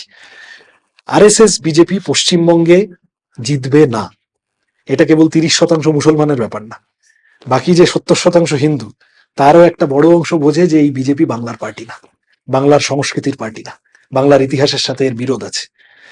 সিআর পার্ক দিল্লিতে হ্যাঁ, অভিজাত এলাকা, কতগুলো বিজেপির লোক চলে যায়নি কয়েকদিন আগে যে এখানে মাছের বাজার রাখা যাবে না, মাছ খাওয়া বন্ধ করতে হবে। বাঙালি হিন্দুকে বিজেপি ঠিক করে দেবে সে মাছ খাবে কি খাবে না, সে কোন ঠাকুরকে পুজো করবে। বিজেপির দেখবেন বিজেপির বাইরের দেবতা নিয়ে বিজেপির উৎসাহ। আপনি বিজেপিকে অন্নপূর্ণা পুজোতে খুব উৎসাহিত হতে দেখেছেন, নীল ষষ্ঠীতে উৎসাহিত হতে দেখেছেন, শীতলা মন্দিরে উৎসাহিত হতে দেখেছেন বিজেপিকে? বিজেপি আমাদের বাংলার সংস্কৃতির সাথে সব খাপ খায় না। তারা বাংলার ইতিহাস, বাংলার ঐতিহ্য, বাংলার কোনো কিছুর সাথে তারা, আমাদের এখানে হিন্দু মুসলমান একসাথে সত্যপীরের পুজো করে, ওলা বিবির পুজো করে। এই আরএসএস বিজেপি যে বাংলার জন্য ক্ষতিকারক এটা হিন্দু মুসলমান নির্বিশেষে বাংলার 60% 70% মানুষ অন্তত বোঝে। সুতরাং বিজেপির দৌড় 35% ভোট অব্দি। বিজেপি জীবনে জিতবে না। প্রবলেমটা হলো যে এই যে 35% বিজেপি প্রত্যেকবার ভোট এলেই বিজেপি একটা ভোট পাবো ভোট পাবো ভোট পাবো ভোট পাবো করে, সেটা এতে করে আমাদের অনেক তো মানুষ অসুবিধা হচ্ছে। তারা তৃণমূল সম্পর্কে বিরক্ত, তারা আরজি করের ঘটনায় বিরক্ত, তারা চাকরি চুরিতে বিরক্ত, তারা এই বিভিন্ন দুর্নীতিতে বিরক্ত, তারা চান তৃণমূলের হাত থেকে নিষ্কৃতি পেতে। তারা তখন মনে করেন যে থাক বাবা, বিজেপি এলে তো দাঙ্গা হাঙ্গামা লেগে যাবে, তার চেয়ে বাবা যা আছে থাক, বলে অনিচ্ছা সত্ত্বেও তৃণমূলকে ভোট দেন। এই যে ওই বুথে আপনি যে প্রশ্নটা আমাকে করলেন, আমার ন্যাচারাল রেসপন্সটা হবে বিজেপিকে তো দেবই না, তৃণমূলকেও ভোট দেবো না। প্রতি বুথে বুথে এরকম অসংখ্য মানুষ আছেন। আমাদের কাজ তাদেরকে রিচ আউট করে কনফিডেন্স বিল্ড আপ করা যে হ্যাঁ সিপিএম পারবে। আমরা অনেকগুলো ইতিবাচক কথা আমরা এই যে আমি আপনাকে এক বজ্ঞা যন্ত্রের মতো রুজি রুটি রুজি রুটি রুজি রুটি বলে চলেছি, আমাদের তো কতগুলো পরিকল্পনা আছে। আমরা আবার কালকে যদি আপনি আমাকে সরকারে এনে দেন, আমি কি করব? আমাদের রাজ্যটা কৃষিতে পিছিয়ে গেছে, 1 নম্বরে ছিল, আমাকে তার জন্য কি করতে হবে? ইন্ডাস্ট্রিয়ালাইজেশন যেখানে থেমে গেছিল ফিরিয়ে আনার জন্য আমায় কি করতে হবে? নিশ্চিত নিরাপদ কাজের সংস্থান জোগাড় করার জন্য এই যে আমাদের গিগ ওয়ার্কাররা, কম বয়সী ছেলেমেয়েরা, কি করতে হবে? আমাদের তো কতগুলো পরিকল্পনা আছে। এই পরিকল্পনাগুলো মানুষের সামনে রাখা, অ্যাগ্রেসিভলি রাখা, ইতিবাচক কথাগুলো বলা, এটা আমাদের কাজ। এইটা আমরা করার চেষ্টা করব। দেখা যাক, মানুষের সমর্থন পেলে। দিল্লিতে এই এক্সপিরিয়েন্স আছে, একটা ভোটে প্রায় কিছু ছিল না, পরের ভোটে সরকারে চলে এসেছে। Let's hope for the best. ব্যাস। থ্যাংক ইউ, আপনি আমাদের সঙ্গে অনেকক্ষণ সময় কাটানোর জন্য।